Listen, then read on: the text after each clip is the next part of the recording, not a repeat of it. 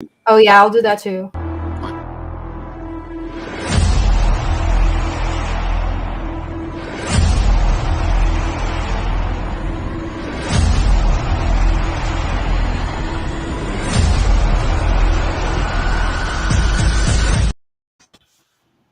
What is up? How's it going, everybody? We are live tonight with some spectacular artists. We were chatting backstage went a little long, but we are here and we are ready. So without further ado, let's introduce. I'm going to first up introduce Michael Buffington Jr. He is a master draftsman. And let me change it. There we go. What's up, Mike? How's it going, folks? Nice to be here. Thank you for having me. Thanks for joining us, Michael. We appreciate you coming on tonight for sure. Yeah, it's awesome to have you here. I saw your stream on TikTok and I was like, this guy, he's got it. All right, and next up we have Deviant Apple. Hey guys. Hey, he draws live on Whatnot, and you can buy his works right then and there. It's amazing. I would never have the guts to use paint on a comic book cover, and somehow he makes it work, and it turns out great. Yeah, it's a scary thing. It took me a while to get over. Like, it was one of those things that I got to get good at it, and because it's something you don't see often. Number one, and two, the result is so good, but getting people's, especially when they give me their personal book, that's the scariest part. At the beginning, I was like, I don't want to ruin this, and I want you to like it. So it's like I got one shot basically, and that's it. So that's definitely, I know what you mean.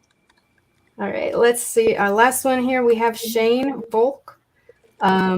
He is actually the artist for Nottingham, which true story. I told Remy the other day, I was like, I got the artist from Nottingham to join us. He's like, how'd you pull that off? And I said, I didn't know he was the artist of Nottingham. Like, I was watching him live on YouTube and I made a comment on one of his videos and we started talking. And then when I saw his Instagram, started looking through it a bit, I was like, oh damn. Like, and the dots just connected and I was like, hey, sometimes life works out that way. It's perfect. You just saw me making an ass of myself on YouTube and you thought, hey, this guy might want to talk about comics. He might be fun.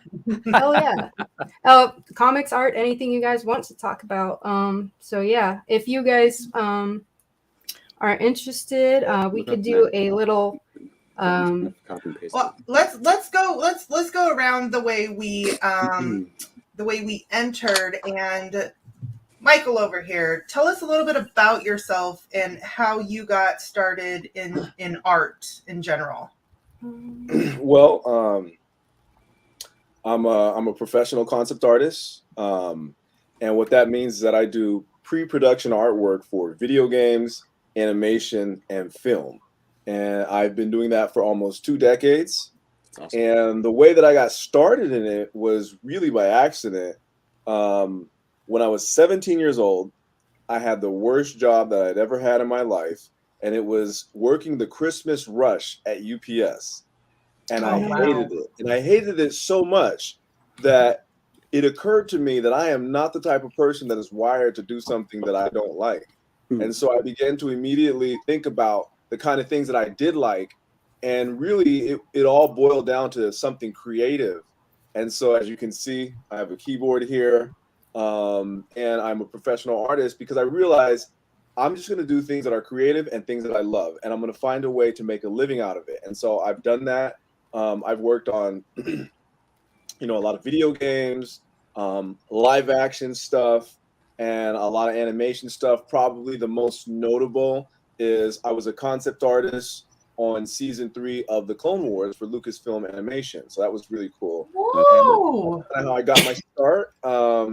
And now I'm a college professor, and I work, I do freelance work and kind of just do my own thing. Are you an art professor? I am. I'm currently an art professor. Yeah. Gotcha. Nice. And we're gonna have an amazing discussion about that more later. Let's do, who was it in next? Shane that's who we brought in next. So was it Deviant? Okay, Shane. There we go. Right on. All right, so tell us about Nottingham. Anything you want, actually. Tell us whatever you want. Well, the way I got into art, like I've been drawing as I'm sure everybody else has, like since I was a kid, doodling and that sort of thing. And I've always wanted to draw comic books, but in my early 20s, I got into music, and that kind of just like blew my world up. So I've been a professional musician for almost 20 years. Awesome. Yeah, like touring with my band. My band's called One Bad Son. We're pretty big in Canada. We've actually we went on a pretty big tour of the U.S. just before COVID shut everything down. So anyway, I after doing that for like 15 plus years, I thought I should maybe start, because I knew I was going to do comics at some point. Like that was my goal. So I started to take my drawing more seriously, and I entered my wife encouraged me to enter the Mad Cave Studios has like a talent search every year. And we were about to get married, and I thought, wow, maybe I'll do it next year. I don't know if I have the chops this year, but she said, no, enter it, see what happens. And I won, and I landed Nottingham that way. So, and then I learned very quickly that there's a lot of shit that I don't know how to draw. So I think most people that start doing this professionally learn so much on the job, right? So I'm sure we'll get into that later, but I realized I'm not good at drawing horses, because I wasn't ready for the medieval thing, and I'm like, oh shit, I guess I have to draw all sorts of stuff I've never drawn before. Wow. So did you do the covers and the interior art as well? Yeah. Okay. I snuck my way into the covers, kind of. I said I'd like to do the covers, but of course, when you're brand new, I had no negotiating power. So I said, I'll do a cover for free. I'll take it, and if you like it, fine. If you don't, doesn't matter to me. And they liked it, so I kind of I worked my way into. I kind of tricked my way into getting covers. Nice. Yeah. Nice. Yeah. That's fun. That's dope. All right. And last but not least, we got Deviant Apple. Hey guys. What's up? So to kind of go along with that. So the question was how we got started. Yeah, pretty much. Yeah. So I come from a background of game design. I got my degree in 2013, but I decided kind of after the fact that I wasn't great at working in such a crazy production kind of timeline.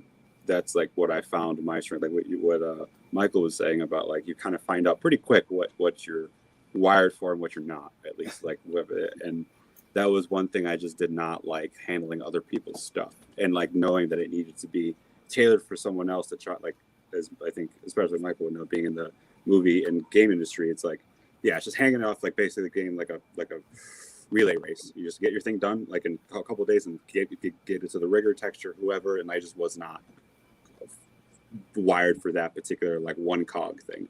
I just want to like do my own thing, and that's what kind of where I kind of went after school.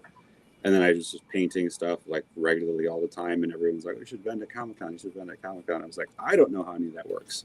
And I kind of didn't do it for like 5 years before I finally kind of took the plunge and was like, all right, let's try a small show, and went really well. And that kind of like, all right, now I feel a little bit more comfortable dropping like $2,000 on a booth at like C2E2 or something, and that's what kind of gave me the confidence to at least kind of step up. And then after that, it just kind of started becoming regular. So then it was like, oh, okay, I can actually do this. So let's try it again and again and again and again, and trying different stuff for each show. Yeah. That's when I was approached by Facebook group. It was someone in a Facebook group. I posted a picture of a painting, and someone's like, have you ever done covers before? I was like, I don't even know how that would even begin to like crumble. But I was like, no, I've never done one. He's like, I'm going to reach out right now. So he's like, basically messaged me within the afternoon, and we started talking. He's the owner. Black Cape Comics was the first shop to ever give me the opportunity to have my work on a cover, and it kind of blew up. And then since then, that's what kind of kindled the whole thing. So, wow. Yeah. Nice. That's dope. Awesome. All right. And everybody, I just want to give a friendly reminder, all of their information, their social medias and everything is in the description below. Feel free to check it out. Please do. But yes. There we go. Okay. Sorry about that. Okay. So let me pull up my list here. We'll ask you guys a few questions. We kind of hit the origin story. How many of you, if any, use digital art? And how many of you are not a fan? Both. Both? Yeah. Yeah, I do digital both. art personally, exclusively for 9 years before I even touched paint. Oh, wow. So I learned a lot of the fundamentals and digitally, and I didn't even realize that was happening.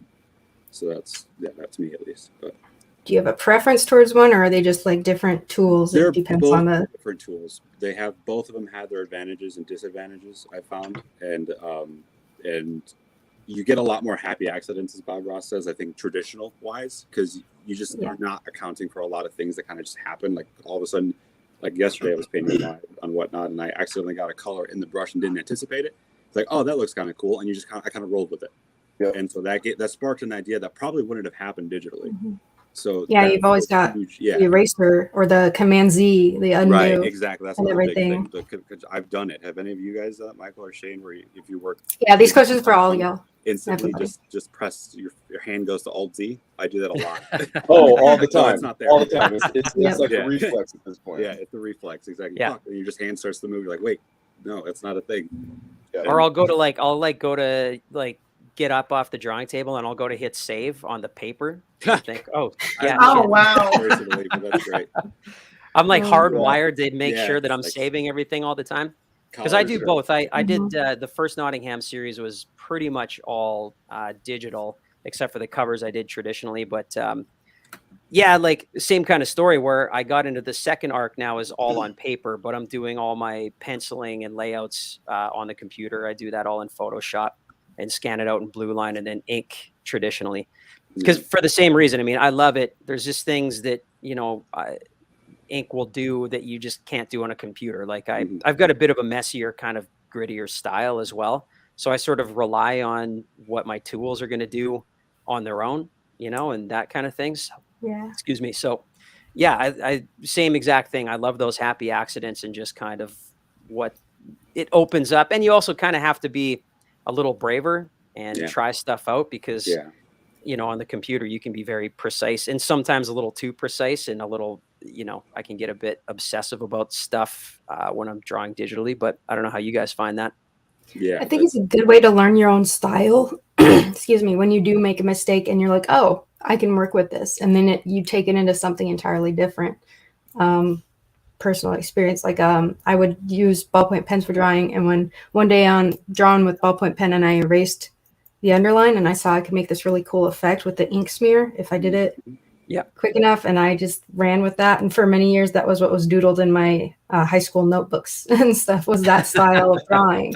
So it's just depend. You can do that and you can make mistakes and learn in the digital, but you have to learn how to be flexible when it's traditional artwork, I think. Yeah. So Mike, your take? Well, I was classically trained draftsman. It was charcoal, oil paint, watercolor, pastels. Like I learned all the mediums. And when I was coming up, Photoshop really hadn't advanced to the point where, it was a great tool for painting. Yeah. And so when I got my first job at a video game studio, I had no Photoshop work in my portfolio. And so they hired me based on just my skills. And they asked me the first day, they said, so you know Photoshop, right? And I said, yes. I stayed up. I stayed up for 2 days reading the manual and trying to figure out how to paint in Photoshop. And I actually, I got good enough to where I was serviceable, but Photoshop was still kind of clunky. I preferred, after I started using some of these digital programs, which was, again, this was after I graduated from school, I kind of preferred a program called Corel Painter because the brush engine was just a little bit more like real painting. But eventually, Photoshop sort of caught up to what Corel Painter was doing and then surpassed it. And so what I did was I sat down and I did 100 figure and portrait paintings. It took me 20 months to figure all 100 of them, but it completely changed my life. I figured out how to replicate sort of my oil painting techniques in digital media. And then I started writing a bunch of classes and teaching other people how to do it. And that's kind of how I fell in love with digital. Because when I went to work for Lucas, I walked in on the first day and they had a big Cintiq on my desk. And I was like, oh, what's this? The big drawing, tablet thing. And I mean, the screen that you would draw on, and I was used to drawing on a tablet, like painting on a tablet, and I would draw everything on paper, scan it, and then paint on the tablet. And they go, well, George wants everybody to be paperless, so you're going to use that. And I'm like, oh my god. And so I asked all the production assistants, come on, I know you guys got a scanner around here somewhere, and I found the one scanner they had. It was an old dusty scanner. I found it, I hooked that thing up, and I started using that thing to scan my drawings in because I was so much faster. And to this day, I am much faster with pencil and paper than I am digitally. However, like like some of the guys have discussed, there are advantages to working digitally, just because you can experiment and you can try things that you might normally be afraid to try without worrying about ruining your painting or your drawing. So I do take a lot more risk when I'm working digitally. And so now I've gotten to the point where I do a lot of my drawing traditionally, and then I paint digitally, or I'll do the drawing traditionally, scan it, redraw it digitally, and then paint it. But I always finish my color and my finishing work. I always finish it now digitally. So because, like you said, there's advantages to both. And one thing that I see that's a big mistake is beginning artists not wanting to draw traditionally for some reason, and I haven't quite figured out what this is yet. But when somebody learns how to draw traditionally, and then they move over to like drawing on an iPad or in Photoshop or whatever, it seems like they just have to learn the nuances of the program and the medium, and then they kind of catch on pretty quickly. But when I see people who only draw on their iPad or in Photoshop or something, and they try to transition to drawing on paper, I don't see it being as easy. It seems like a much more difficult transition, and I haven't quite figured out why. So I always recommend for people to really hone their chops on with pencil and paper. Now, painting is the exception. I tell people all the time, you can just go start painting digitally and it's fine. But drawing is, for some reason, there's a disconnect. Yeah, I would agree. Deviant Apple does a lot of painting. I know Esteban, sorry, does a lot of painting, digital and physical. So yeah, I think you can definitely see it. I'm not saying it's easy because he does stuff I could never do, but I love like his digital art. It's phenomenal. I just got a print from him in today. Nice. Sick. Yes, that's completely digital. And like what you were saying, Michael, I can't say I know the answer to that why, but there is a severe disconnect, and I think yeah, no, there is. And because like because exactly, and just to kind of clarify, when you were talking about the tablet, you mean like the Wacom Intuos 4, right? Or like Intuos 3, like not the screen one, but the that's what I thought. And I assume because that's how most artists will step foot into digital, is with the smaller ones. And we all had them. It's like, yeah, Cintiq was just a fucking dream at that point. Everyone's like, like everyone was just that this like kind of what you've arrived as an artist when you can do that. Like you can get that Cintiq is that like that moment of like I've done it. And I remember that moment when I got mine. It was the same feeling. Right? What I kind of thought it would feel like. It did feel that way. But since I had been drawing on the tablet for so long, I felt like my digital skills were improving, but my traditional sketching ability was not improving at all.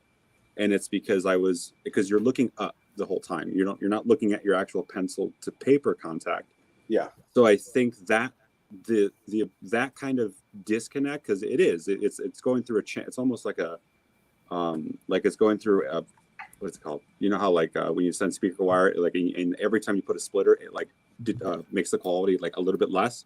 It's just like a route that it has to go through your brain, I think, and you're just not improving on your actual drawing ability. You're improving on a specialized version of it.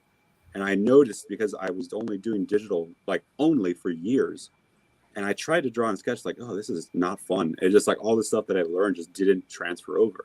And it wasn't until I got my Cintiq that I felt my drawing was actually improving, because the pencil at least was looking at a screen again. And I felt like even within a year of using a Cintiq, my drawing ability surpassed any drawing improvements that I had in the timeline of years of not using one. Like it just was a night and day difference, I noticed. And so that's kind of the good thing to do. You don't want to spring on something that expensive if you don't even know that's what you want to do for real. So that's $3,000 down the drain if it's not. And so that's what I felt like that could be a major contributor. And also the time-lapse videos, the speed paintings, like that kind of also makes it more attractive. Like, oh, if that's like, they just kind of think it's the tool doing it. Like, again, that whole kind of was it stigma, I guess, is like it's not the tool, man. It's like it's just another just another piece of software. It's not, it's the person every time. It's so that's what I think, that kind of disconnect happens. And you're right, and I'm glad that you said something like that, because I've kind of had that idea for a while. Yeah definitely. The Cintiq is well worth it. If you know that's what you're going to do, it'll help, but it's not an end all be all by any means. Like you said, just practice traditionally and it'll help. Yeah. Okay. One side little question: are all of you right-handed? Some of you left-handed, ambidextrous, anything like that? I'm right-handed. Righty. I'm a lefty. Lefty. Yeah. Are you? Yeah, I'm a lefty. I've met more left-handed artists, more left-handed people since being in art school and the industry than at any other point in my life. It's crazy. Are you serious? It's interesting. Did they all smear like ink and shit across the page?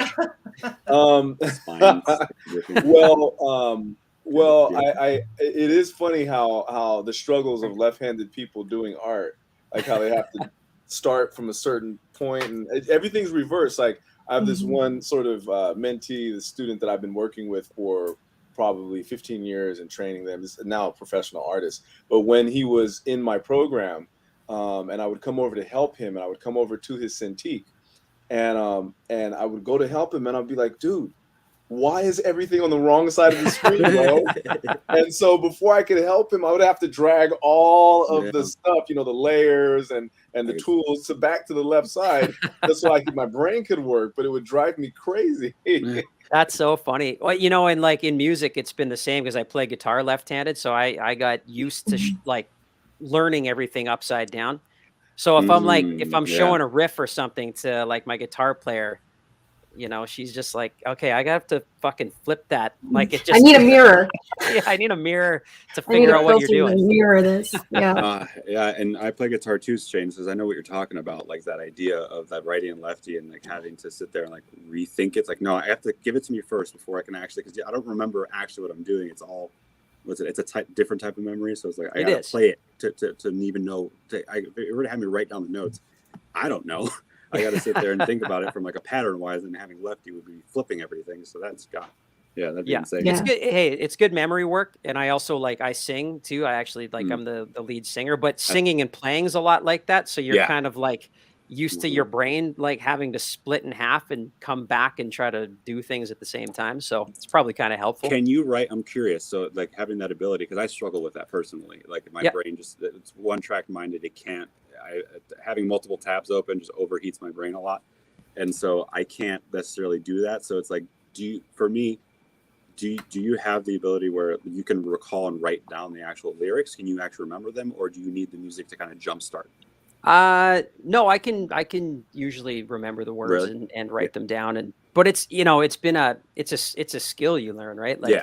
I had a huge breakthrough, actually, not to take this to the music side, but I had a breakthrough learning to play and sing, just because it's with some of the stuff, it's just you're doing such different things with the guitar than you are with the melody. Mm-hmm. But I was a gamer when I was a kid, and it really dawned on me how I had to when you start a new game, you don't start at the last level because you're fucking lost.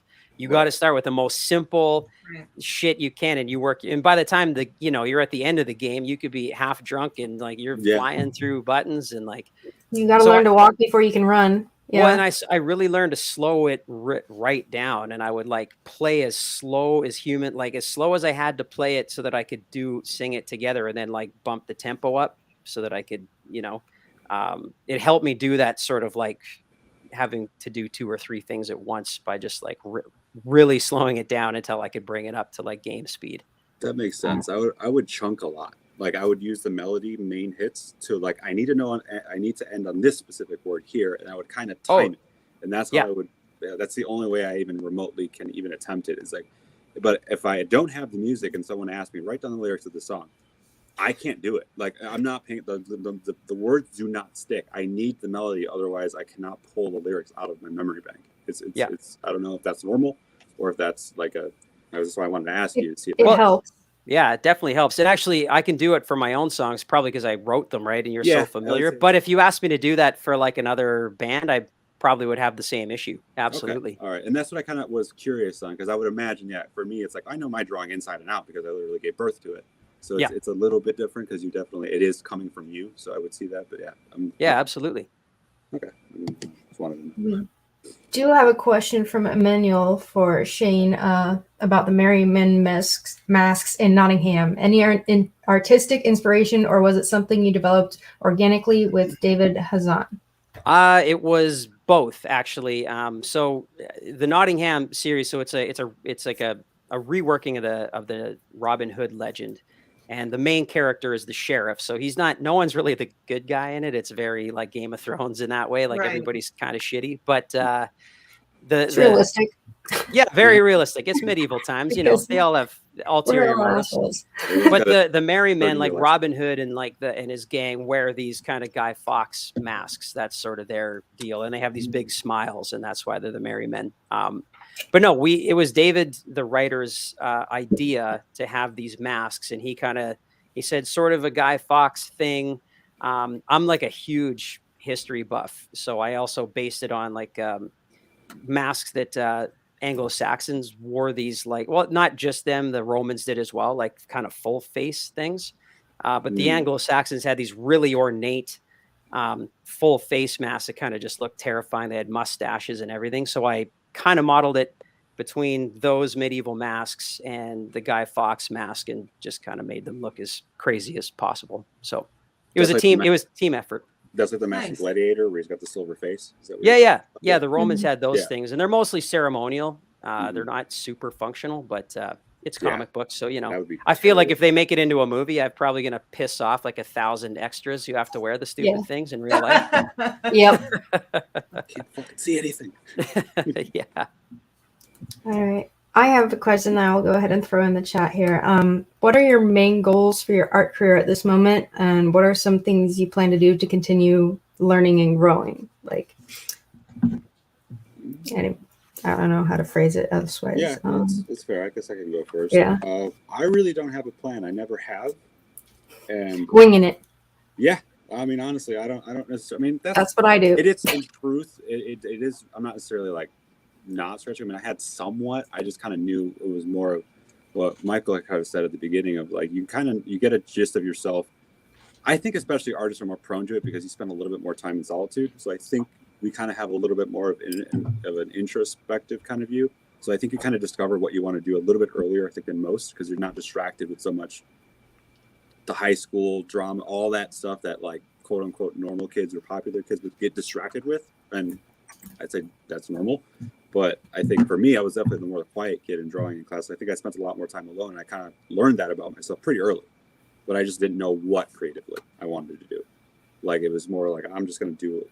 I've just found exactly what Michael had said again in the beginning is when you find something that you're passionate about, it doesn't really matter.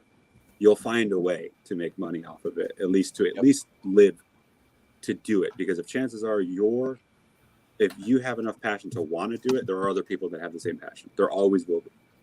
Yep. So that's a major thing that I've kind of found out is I'm not doing anything, but I'm just doing what I want to do. And then it just I think that sets out a tone, or that sets out an essence of you that other people I think find attractive in a sense this, and you're not necessarily doing it for them. It's just no, I'm just kind of following my own passion. That's all it is.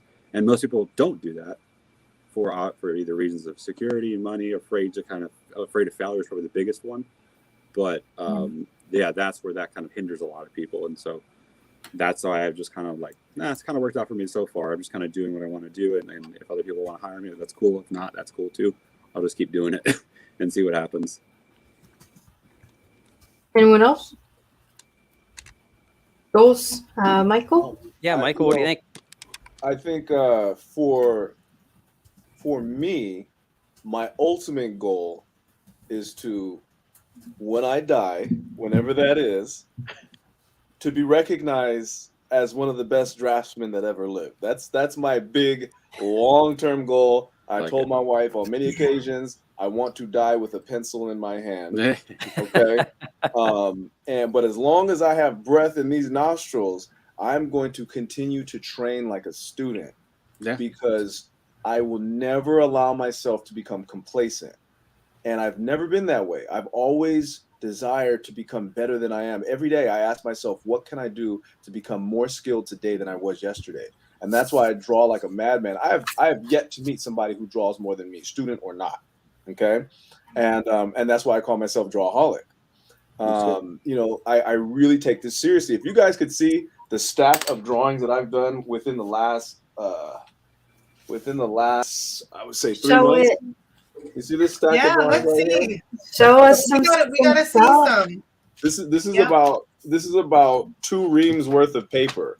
Okay, so what I use multi-purpose copy paper to draw, and these are filled with, you know, different types of sketches, and you know, you name it. I do a lot of these on lies. I mean, I draw like an absolute maniac. Can you see that even? It's a little too bright, I think. A little bit washed out, but I can kind of see.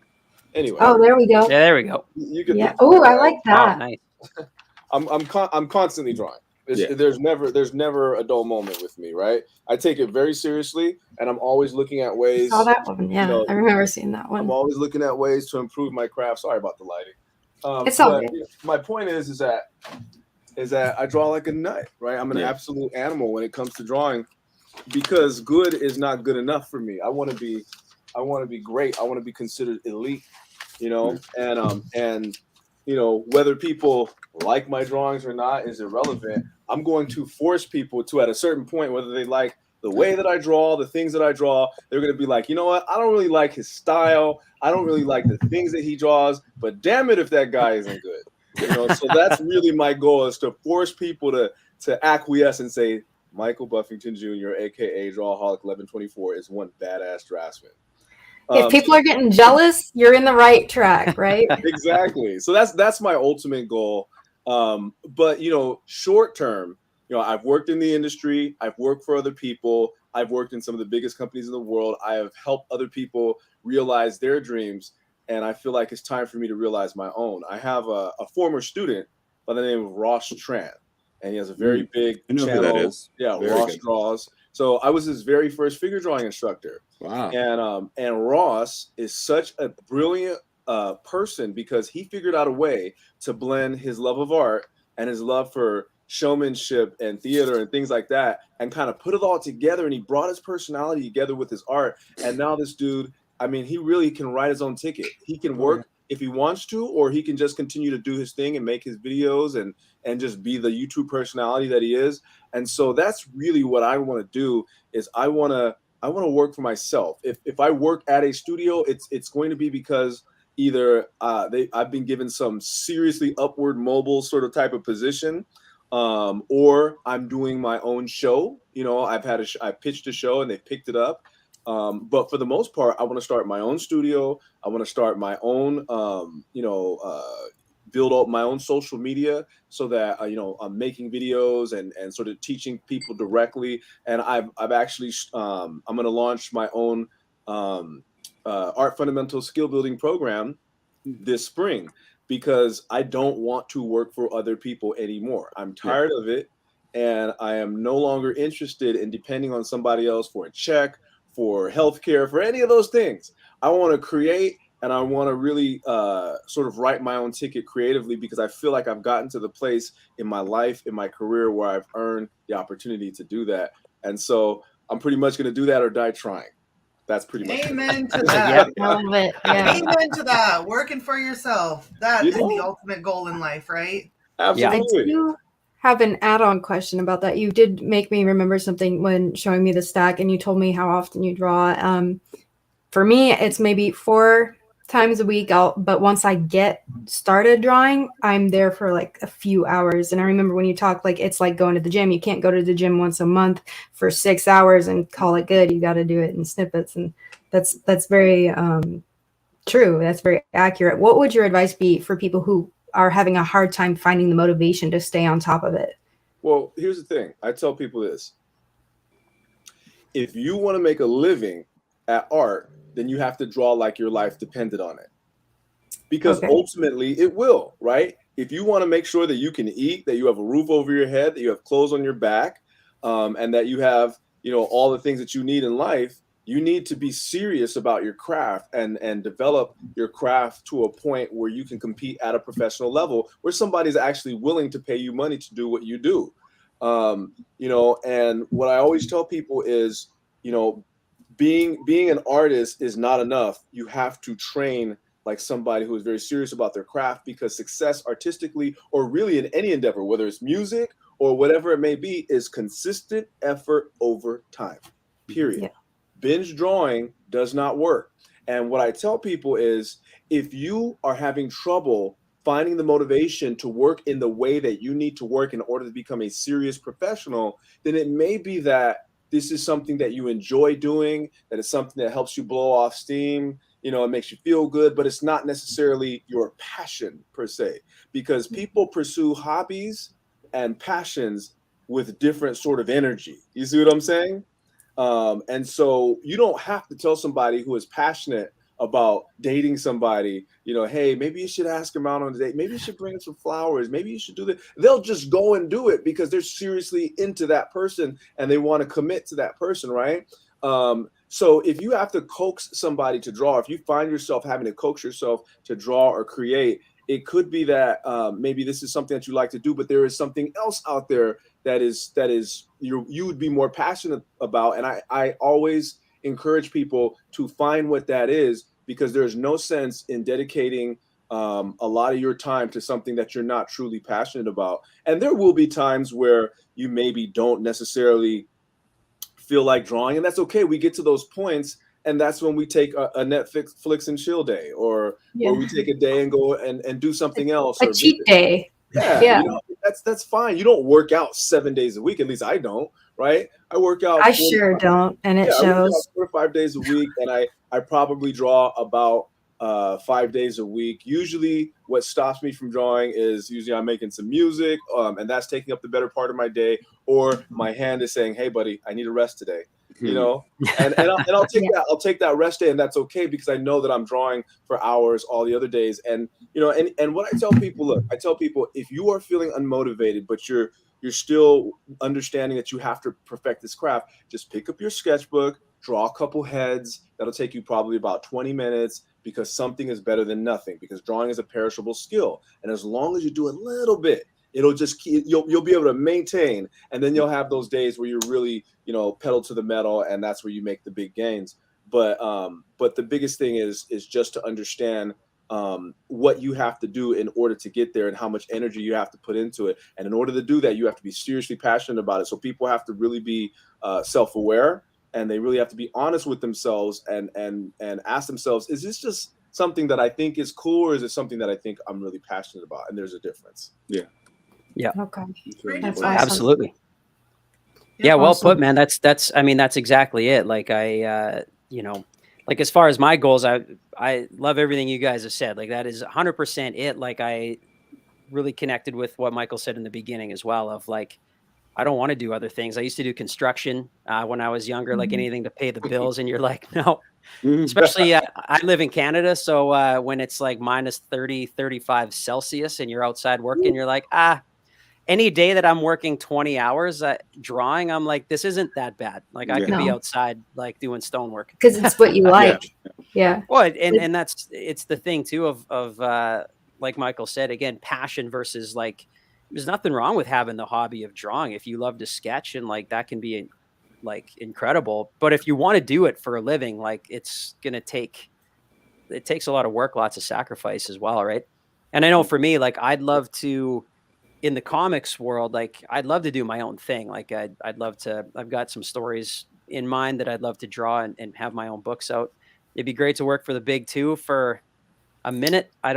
It's funny because it used to be like such a big goal. I think, you know, when you're a kid, like, oh shit, I want to draw Batman, but they're huge. They're big, like such massive companies that it's pretty joyless for anybody I know that works for them. Like it can be great, but I also would love to have my own characters and all that. I'm an indie fan all the way, dude. You know Indies all the way for me. Yeah. I was going to say Batman dies soon anyway, so you know that was our one of our topics. Was it last week? Last Friday was one of our topics.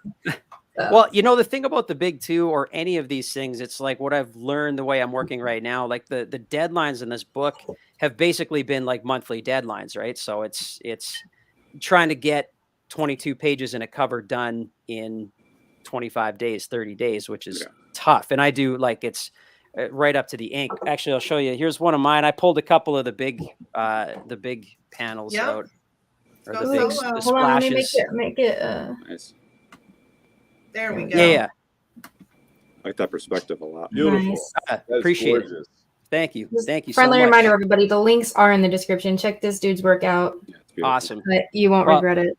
Much appreciated. But you know what? That takes a lot of time, right? So one thing I've learned working for a company like that is, you know, you could bitch about deadlines and wishing you had more time, but it's kind of, there's probably a lot of shit you would learn working for DC. Maybe it's things you don't even like, but you'll probably glean some shit out of there to help you going forward. I mean, if you're going to try to publish your own book, depending if it's monthly or whatnot, and you want to make money at it, you might have to impose your own deadlines. Like you might have to have that kind of work ethic. Like there's things you might learn by doing shit you don't want to do to help you with your own cause down the road, right? Like doing your own creator own stuff, right? So, and you know, working under an editor can be good and all those things. I feel like anything you do in art, if you're wired right, you'll learn from it and you can use it for your own process and everything you want to do, you know?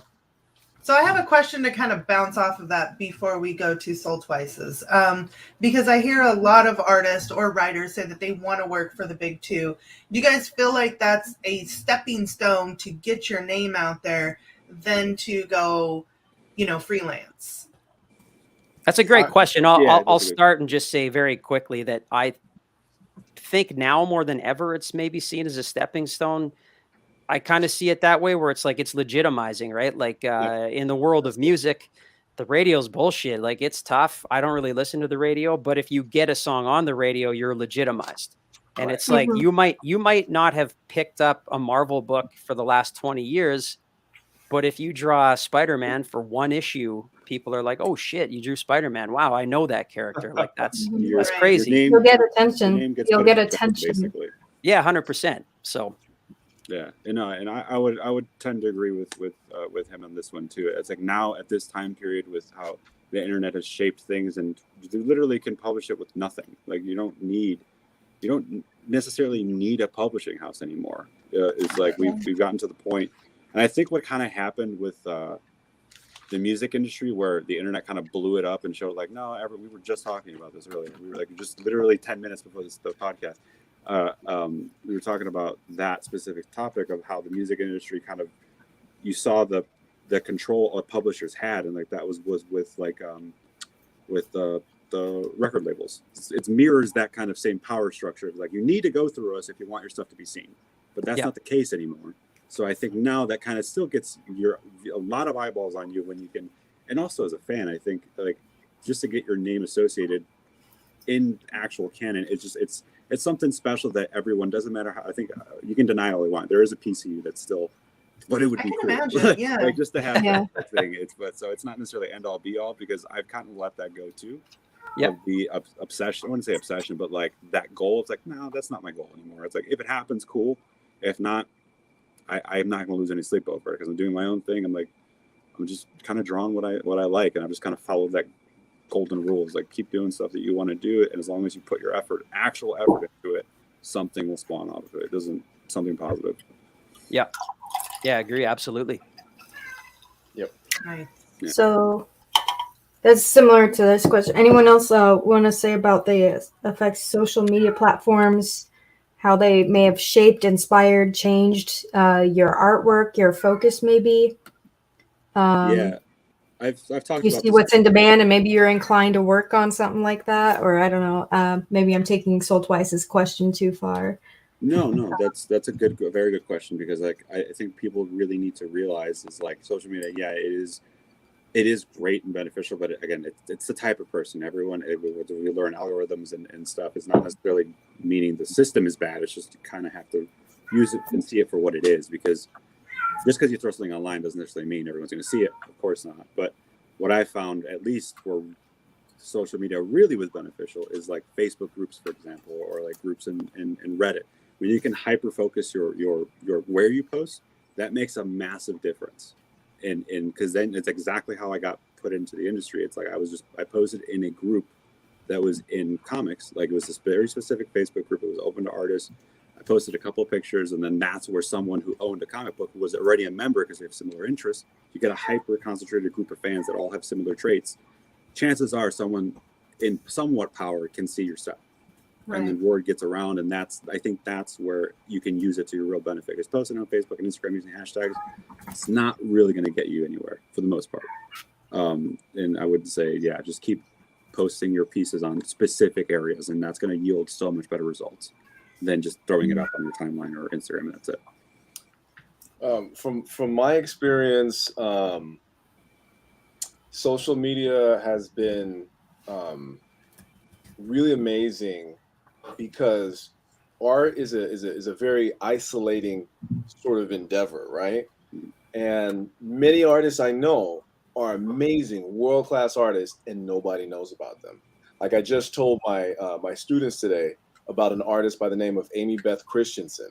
Now nobody knows who that is, but if you just go and look at her and you see her work, you would be dumbfounded at how amazing she is. But she's a quiet lady. She goes to work every day. She's a total badass, but you would never know it by the way she carries herself. And it's too bad, because more people should know about her. They would probably be inspired by her. But I think that's the beauty of social media, is that it's connected me personally with people all over planet Earth. I've gotten messages, I've gotten comments, I've gotten connections with people literally all over planet Earth who have somehow stumbled upon my artwork and really enjoyed it. That said, there are certain platforms that I think are more beneficial to artists than others. Facebook, I never really found Facebook to be like a very helpful platform for me. I think the audience that's on Facebook is maybe a generation too old to really appreciate what I do anyway. Instagram, unfortunately, I don't feel like is very supportive of artists, because they have all these competing things. It's pictures, it's reels, it's Instagram TV, it's live, it's this, it's that. And so it seems like unless you're already a blue check mark, or you're an Instagram model and showing all the goods, that you're not necessarily going to get bumped up into the algorithm, no matter how dope you are. And really, the only artists that I see have a huge following are people that are already fairly well known. Right. However, TikTok has changed the game. Okay, I got on TikTok 4 months ago. Exactly 4 months ago, I got on TikTok because one of my Padawans said, "Hey, you should look into TikTok. A lot of artists post videos on TikTok, and that could help you boost your social media profile," because I was complaining about Instagram. And so I got on. Within 4 months, I'm at 40,000 followers right now on TikTok in 4 months. Okay. Yeah, no, I've got like maybe 20. Same. You're one of them, so I feel honored. Likewise, but it's crazy, like the love that I've been getting. Because see, here's the thing, and I'm starting. I haven't quite figured it out, but I think because the only thing that's on TikTok is videos, the most important thing is watch time. So if you generate quality content, which generates watch time, the algorithm is going to push you up into the algorithm, because watch time means user engagement. User engagement means advertising dollars. Yeah. So I feel like there's a lot less for us to compete with on the TikTok platform. And so if you're a dope artist like you all are, right, it seems like people will find you and will begin to appreciate you. And if you engage with them, if you respond to comments, if you post regularly, if you do lives, your user engagement and your follower counts will just explode. And like I said, 40,000 in 4 months is crazy. I've been on Instagram for 8 years, and I only have 3,800 followers, and 3,600, and 800 of them came within the last 4 months because people found me on TikTok and then went over to my Instagram. Yeah. So it's been amazing, and I think a lot more people have discovered me as an artist than ever before, because of the platform and how supportive it is of artists. So social media is really a game changer. And here's the other reason: if you create like some OC, or you create sort of like an original IP, and you start pumping that thing out on social media and it starts getting, a lot of engagement, people start getting excited about it, all of a sudden studios will start getting interested. You'll start having leverage. People will start wanting to back your project. And all of a sudden big things can happen by putting yourself out there. But if I'm sitting in the studio working on concept art, it's dark, the only light is from my Cintiq, and I got my headphones on listening to whatever inspires me, nobody's going to know about me, man. Yeah. And it's like, you see your name in credits, and that's pretty cool, but the credits go by that fast, right? So it's not really that gratifying, but in an empty theater other than two people. Yeah. Well, most people don't. Yeah, they don't watch the credits. That's when they get up and go, Right. You do if you watch Marvel. No, you still don't even watch the credits. You fast forward past the credits to get to the end credits. If you're in a theater, you can't fast forward. I wish you could. Not because of credits. That's when everybody pulls their phone if I could fast forward in a theater, that means I could also pause when I go to the bathroom. So that's kind of important. It was like I always have to pee at least once during a movie. I've made that transition. I remember after going to college and kind of getting in that pipeline and realizing how fucking difficult it is. That changed my no, I want to sit here. I can give these people took 3 years of their life, 1,000 people to make this one thing, and it's just I can't do that at all, and I know how hard it is to do. So I'm going to sit here for 2 minutes and give at least the respect. I love that. I treat it now, especially in movie theaters. That kind of opened my eyes, and I think most people don't never entertain or even think about it for 2 seconds. How hard it actually is to do that. To create for that many people to come together and create something all together, and that's special. Yeah. Sure. Mm-hmm. I don't see any new questions in the chat, so I'm gonna put one there. Well, let's ask Shane. Shane, what's your social media platform like? He's got a whole freaking website. It's pretty cool. Well, it's kind of interesting. My stuff has shifted, and it's taken a bit to find my footing because, of course, it was all music for a long time, and then Facebook. I'm on it for the people that are there. There's some people that are still, but Michael's right. For art and stuff, Facebook I don't get a ton of engagement. Instagram, I do definitely better on. TikTok is the next one. I haven't. Oh, dude, I haven't. I want to dive into it. Yeah, but I did. I just started Michael's a YouTube. Going to teach these two about TikTok, and then Deviant Apple is going to teach Michael about whatnot.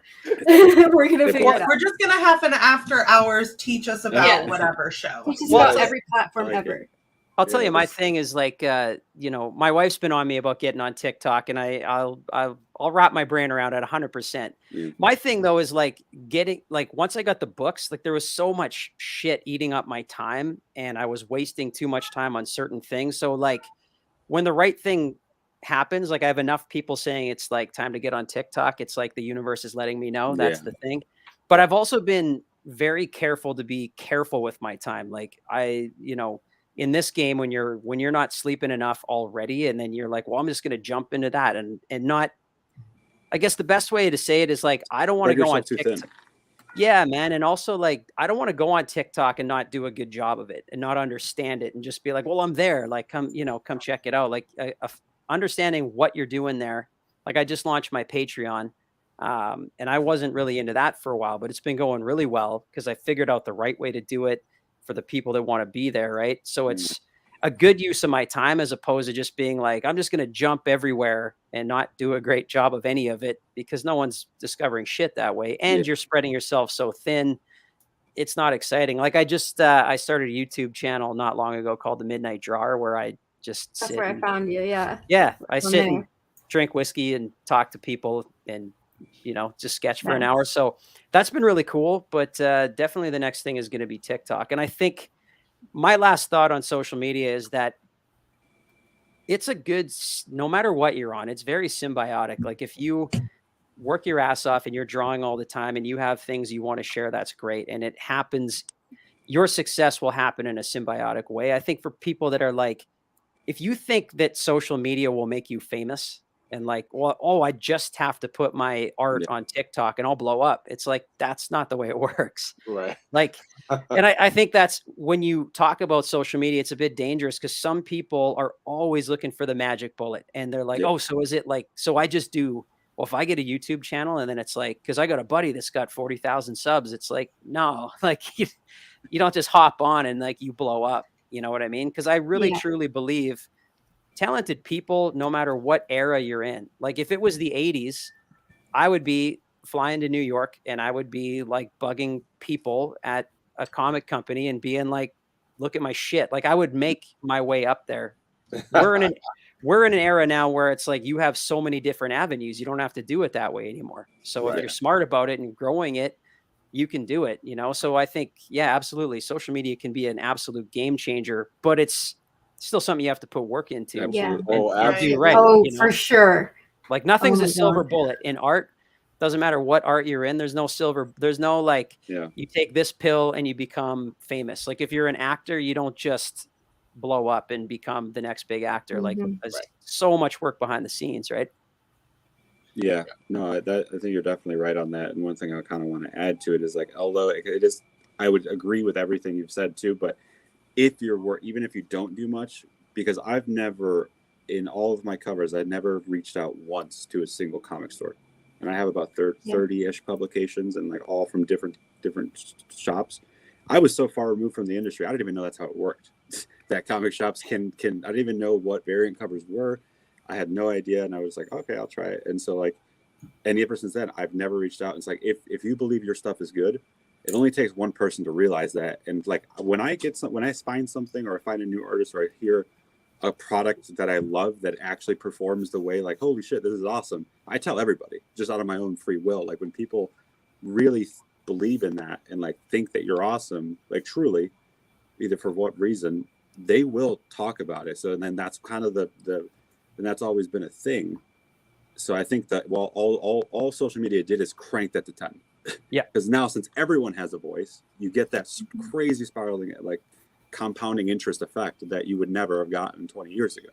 So I think it's your quality of work, even if you do nothing, it's very possible it can still, but don't bank on that. Obviously, put all the work in, but that just is all you're doing is raising your odds at the end of the day. You're raising your odds to succeed. And so that I think is what, because I think everyone has this idea, like you said, everyone's like, oh, if I just put it on TikTok or put it on Instagram, I'll get popular. Like the hashtag, I always thought, I didn't even understand how hashtags worked. No, like I'm still trying to figure out that game. Oh, dude, I was on Twitter. When I first got on Twitter, I was really late to the party, and I still kind of am. I've only posted maybe 20 things on there. I looked like another language to me. I was like, what is everyone I do not saying? understand like, Twitter. Hashtag this, hashtag that, like a word and then more hashtags and then 10 people. What the hell is a retweet? Yeah, I was so confused, and it was one of those things of like, God, I'm becoming an old grumpy old man. But yeah, it's it's crazy to think about. But it took me a while. That work that needs to be put in, you just no, it's just another route, but you still need to put in the same effective work that you would have in any other job. Well, let's put it this way: when somebody asks me about like social media stuff or how to grow this or that, they're either asking like, I'm an artist, or what do I need to do to get more people to have eyes on my stuff and like to grow in the industry? Or they're asking, how do I not do a ton of work, but have like a really quick way to become really famous? And it's like, well, if you're that person, it's like, I have no answer for you. Like fucking nothing is going to help. Nothing's going to happen. Yeah. With that mindset, it's anything. You can take that mindset and apply it to anything else. It's going to be the same result. It's just going to be like, but that being said, it's like, I'm pretty sure my TikTok starts this weekend, and my wife is going to be like, I fucking told you. I've been telling you for 6 months. just make her your TikTok manager. Be like, you are the social media manager over here, and you got this, babe. Yep. I always tell people like that. I tell people, look, there are no shortcuts to greatness. If you could do this, if you could find an easy way to do this, everybody would do it, because being a professional artist is a charmed life. Yeah. So, but it's reserved for the people who put in the work and earn that life. Yeah. So people that are looking for shortcuts artistically drive me crazy. Yeah, it's offensive to me. I think everywhere in life, right? They drive you crazy. Any kind of shortcuts where you're looking like you're just looking to get rich or make this work. It doesn't work that way. Absolutely, and not to just vent my frustration, but the other thing that really gets me is like, I'll have people saying like, "Oh, well, if it was 20 years ago, like I would have got in." Like I hear it in music all the time. Like they don't get how it works now. But if Yeah. I'd have just got a record deal, like I'd have just like blown up, Right. or if comic books were still like they were in the 60s or 70s, I'd have a better shot. Like it's just so saturated now that it's garbage. Like, Mhm. you know, people that are like, and I always say, like, you know, if Jack Kirby was an artist right now, he'd be on TikTok and he would be like, I'll do whatever the Yeah. fuck I got to do to Yeah. be in this industry. Like Right, they were that's- just the artists of their era and they worked their asses off. That's all they did. Yeah. You know, Yeah. like sitting Yeah. in rows of desks, like literally just drawing every day. So I think that's the thing, is like your era doesn't matter either. Cause I get a lot of people, they'll make excuses for why they fail all the time, you know, but Right. the era doesn't matter. The greats would have always been great. They'd have just Yeah. done what Yep. they needed to do. Give that same. That's why I really hone down the like when people say, "Oh, I wish I had your talent." I get that a lot. Like especially when doing conventions. Like you meet 10,000 people in a weekend. Yeah, you're gonna get a lot of people, and I don't like correct them or take it offensively at all.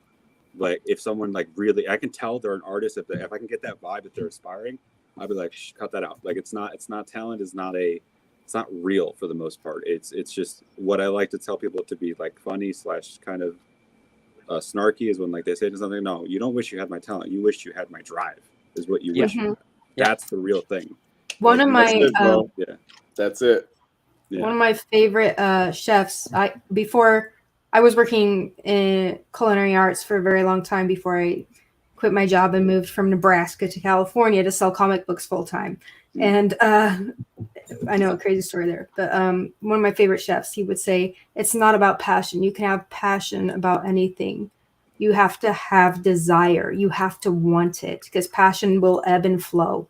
Mm-hmm. And I feel like that is true, not just in culinary arts, it's true in any art, true in life, really. Like, why do some people fall out of love and then miss them when they're gone? It's like, it's passion. That's how passion works. No, that's a good point. Yeah. And yeah, So, you're right. And it's like, well, I also have you gotta have the the desire. Exactly. You gotta have. I've heard this comparison, and that kind of also clicks. It's like you don't bathe once a week.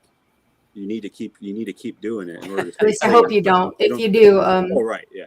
You might want to actually up it. Yeah, you might want to up it. Yeah, but you don't do that, and like you're not actually, you get dirty, and by the end of the day, it's the same kind of idea. You need to keep that same habit and keep it up, as that's what eventually makes the difference. We talked about that a little bit earlier on that. Like, yeah, you have to have those habits, because working out every day or once a day, the binge drawing, all that stuff, that's a very real thing. And but I saw the question. I just wanted to answer it really quick before we venture off about the Whatnot thing. Yes, and I actually have. So have you found Whatnot to be effective at getting followers? Yeah. So I've kind of talked about this before, but Whatnot has been amazing, because I think it's, again, the hyper-focused group. I think this kind of plays into my point earlier.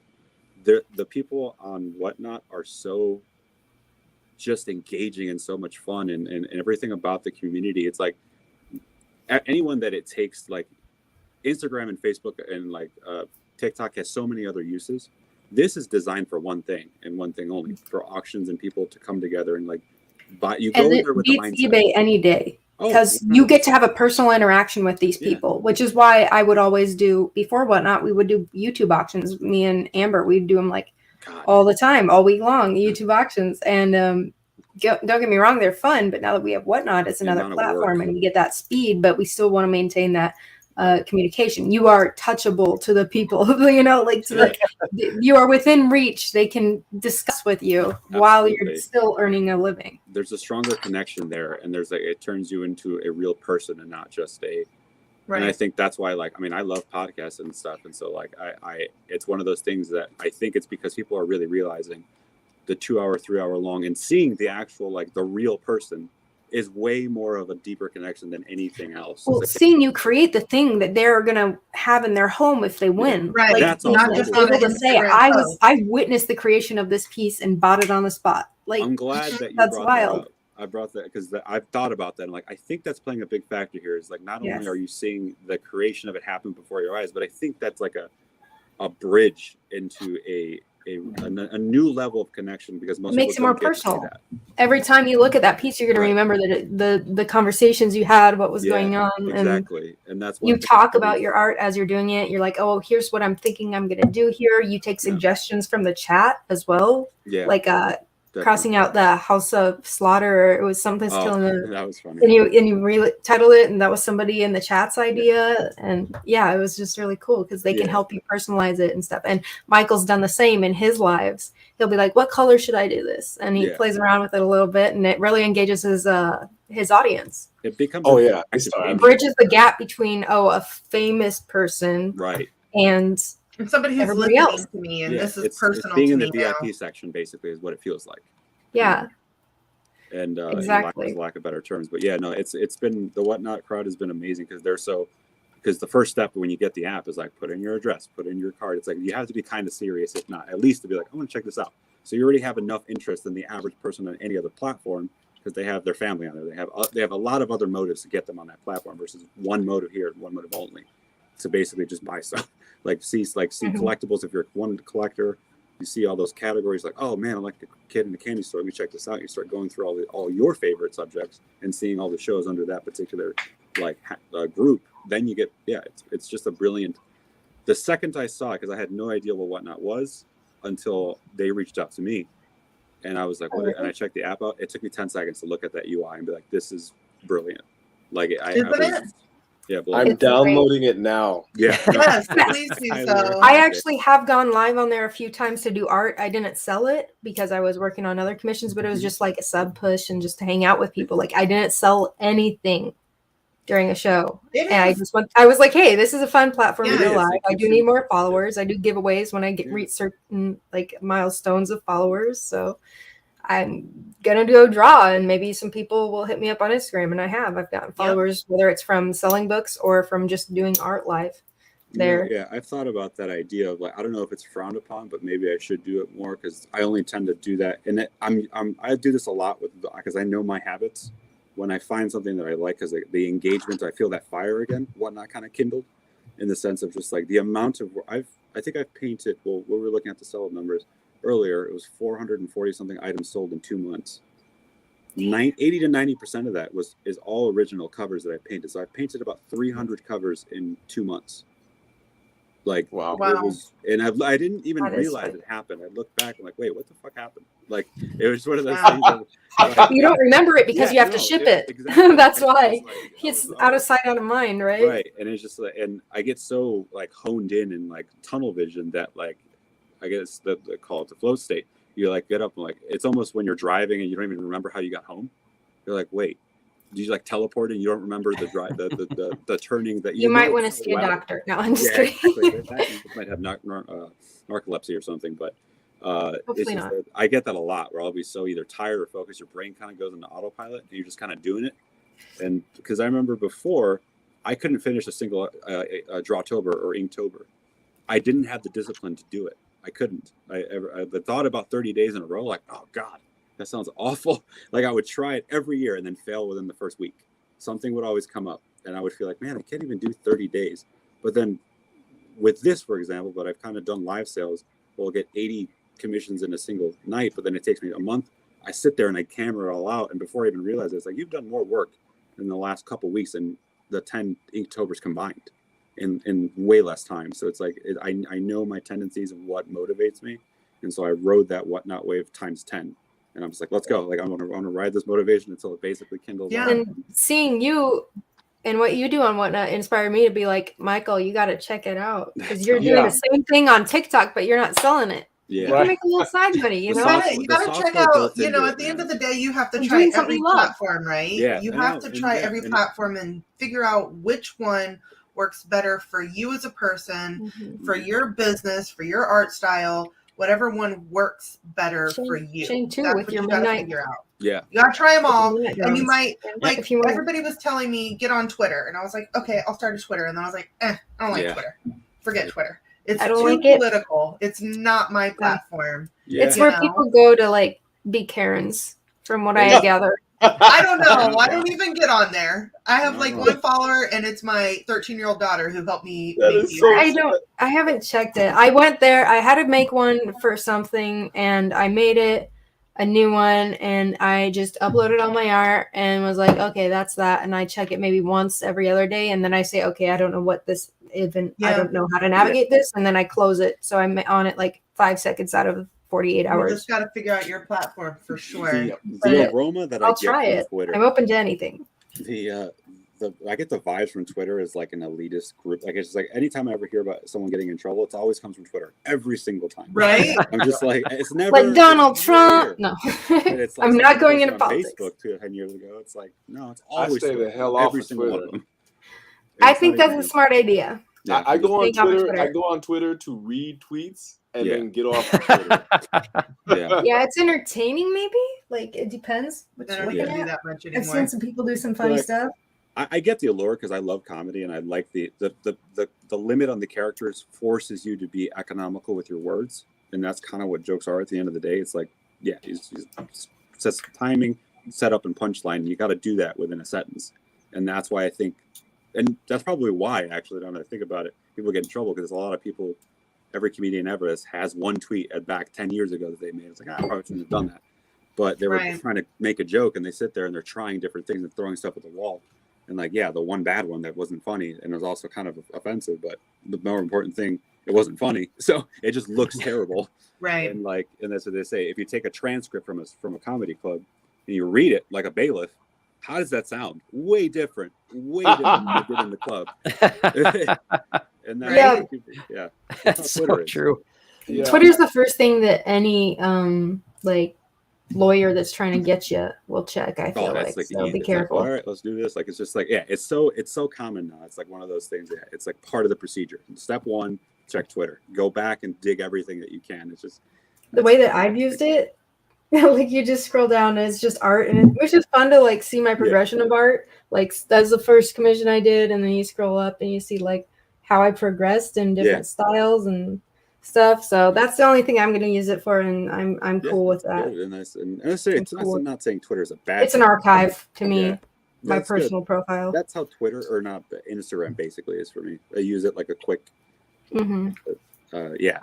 We actually have a friend who's we've been watching him over the past year or so progress in art, and he's gotten really good. He has some fun ideas. His style is very unique, and he's told me, oh yeah, just make like 10 different Instagram accounts. He's like, I got one, and just keep them all private and don't follow anyone, don't put any picture. He's like, I've got one for my art, I've got one for my ideas, I got one for my references, I've got one for my porn. He's like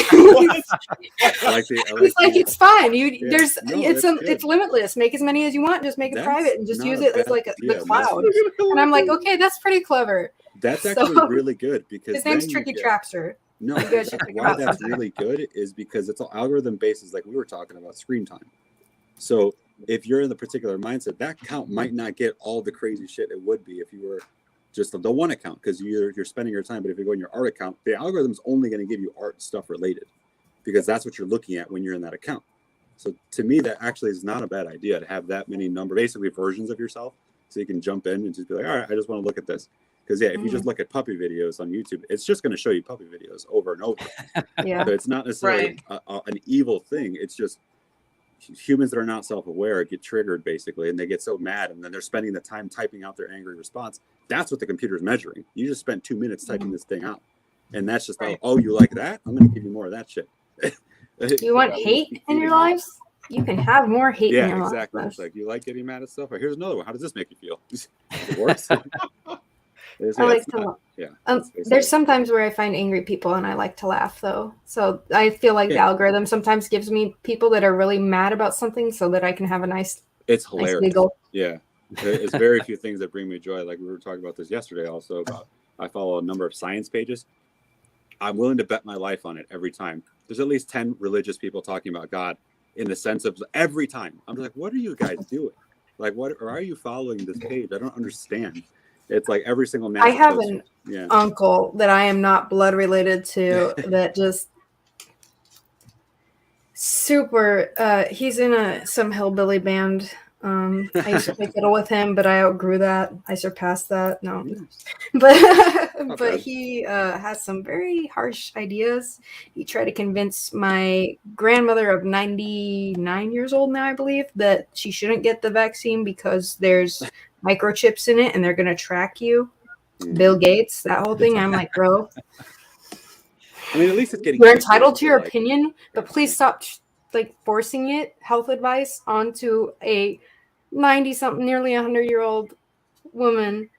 Well, I think what you find on social media, like Whatever. there are people on every platform that are just mad about everything, and Oh, yeah. that's like I think the term "people that aren't self-aware" actually sums up about 98% of Right. people on, especially Twitter. So. Yes, 100%. They don't have this social capability to really step back and realize, what am I doing? They don't have that kind of that insight, or I don't even know what to call it, but maybe it's because they don't understand how technology necessarily functions, like actually functions. I think if you actually they have a screen. They're just talking to a screen with words on it. They're not talking face to face with a person. Right. You think someone goes to Panera Bread and strikes up a conversation with the freaking cashier? Like, have you heard about our Lord and Savior Jesus Christ?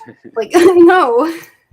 Well, and I think the big thing now too is like, you know, we've seen social media progress for the last like almost 20 years, right? And now like this group of humans right here are the kind of people that want to build community, not just go on to hate other people about things that they don't believe in.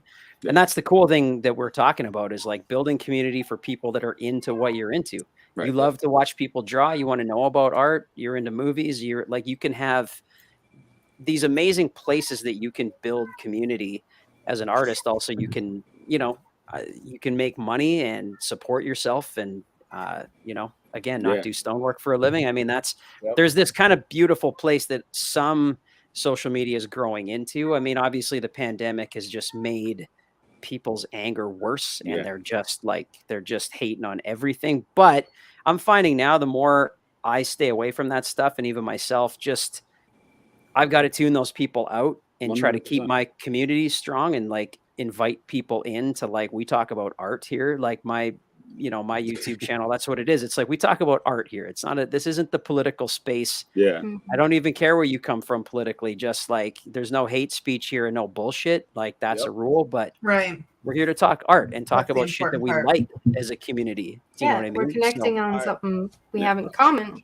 I was on a that live, we enjoy. So I was on a live a few nights ago. I don't know if you were on there, Max, but somebody came on and they were like, they asked me something crazy like, what do you think about Black Lives Matter? Or do you believe in Black Lives, or do you support Black Lives Matter was a question. And I was like, why are you asking me this, bro? I'm sitting here I'm just trying to draw. I'm drawing like Wolverine, and you're asking me if I support Black Lives Matter. Like this is nothing to no political crap. And then they were like, well, draw something related to Black History Month, and I'll give you 100 coins. And I was like, dude, I'm not gonna whore myself out. No.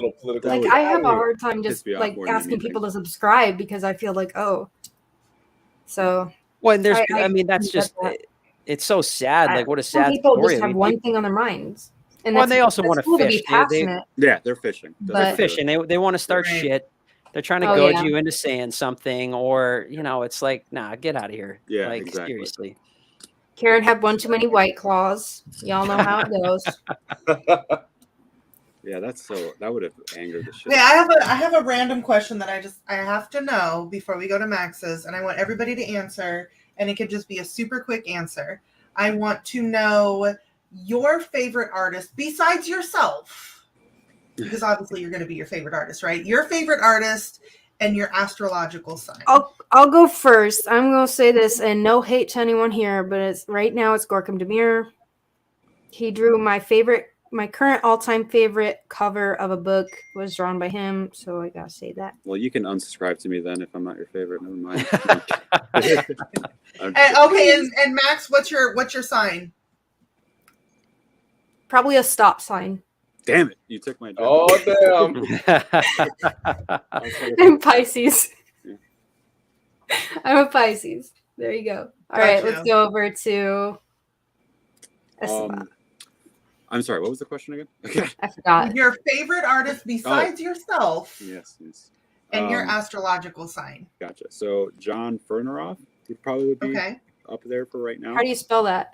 It's John and then wait, what?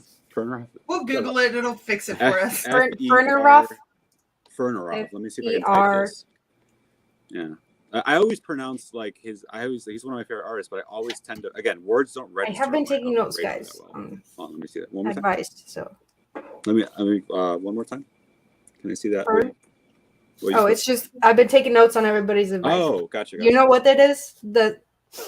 Do you know the spelling of Fernerov? Fernerov is We'll figure it out after. F-E-R-N Ferner E-R-V-O-V. No, N-O-V. E-R. F-E- Ferner. John Ferner. R-O-V. R-O-V. Yeah, for the end. Okay, I'll type it in the chat for peeps. Ferner, how do you say it? Is it this guy here? Yes, it is. It's F-E-N. F-E-N, You're my fault. pronouncing it wrong. Fernerov, that's what it is, right? It's Fenrov. Fenerov. Jesus. Fenrov? Fenrov. Okay. Fenerov, yeah. Jesus. And I do the same thing with another one of my favorite artists. He's Korean, South Korean. I'm just like, every time I'm like, wait, what's his name?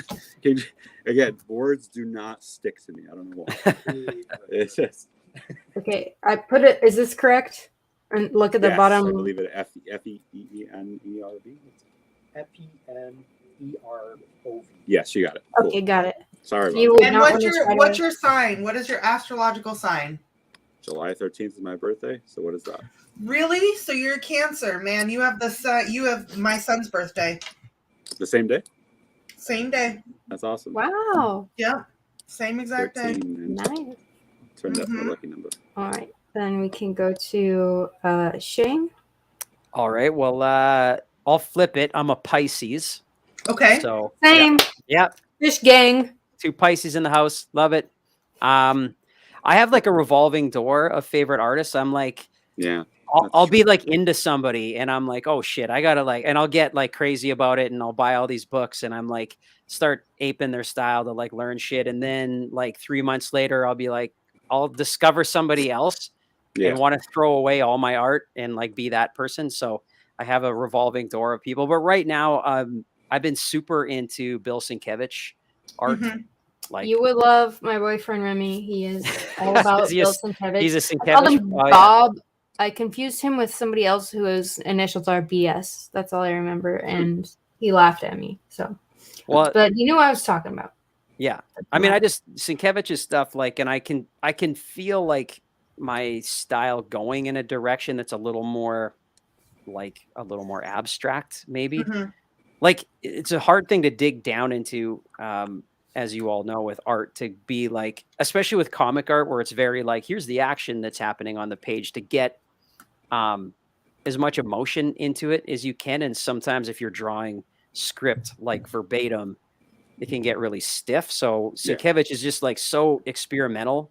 I mean, some of the shit doesn't even make sense really, but I like that, where it's like he's trying stuff. It's really abstract. So I'm like super into his stuff right now. Nice. Thank you, Lisa. She's a boss ass bitch when it comes to mods. Yeah. She's the best. You found a link for everybody. That's awesome. Yeah. All right, Michael, your favorite artist and your astrological sign. Well, I'm not really a big believer in astrology, but I was told that I was a Sagittarius because my birthday is November 24th. Okay.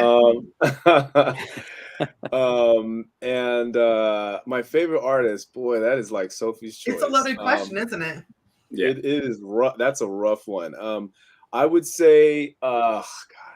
So so Ian McCaig is what got me into concept art. Okay. When I saw his work, I was like, oh my goodness, I need to do concept art. But, as you grow and you learn different artists, people have a lot of influence over you. Big Bruce Timm was a huge influence over me. Darwin Cook, and then was a huge influence. And then, but probably the biggest influence for me, and I would have to say my favorite artist, is a guy named Phil Barasa.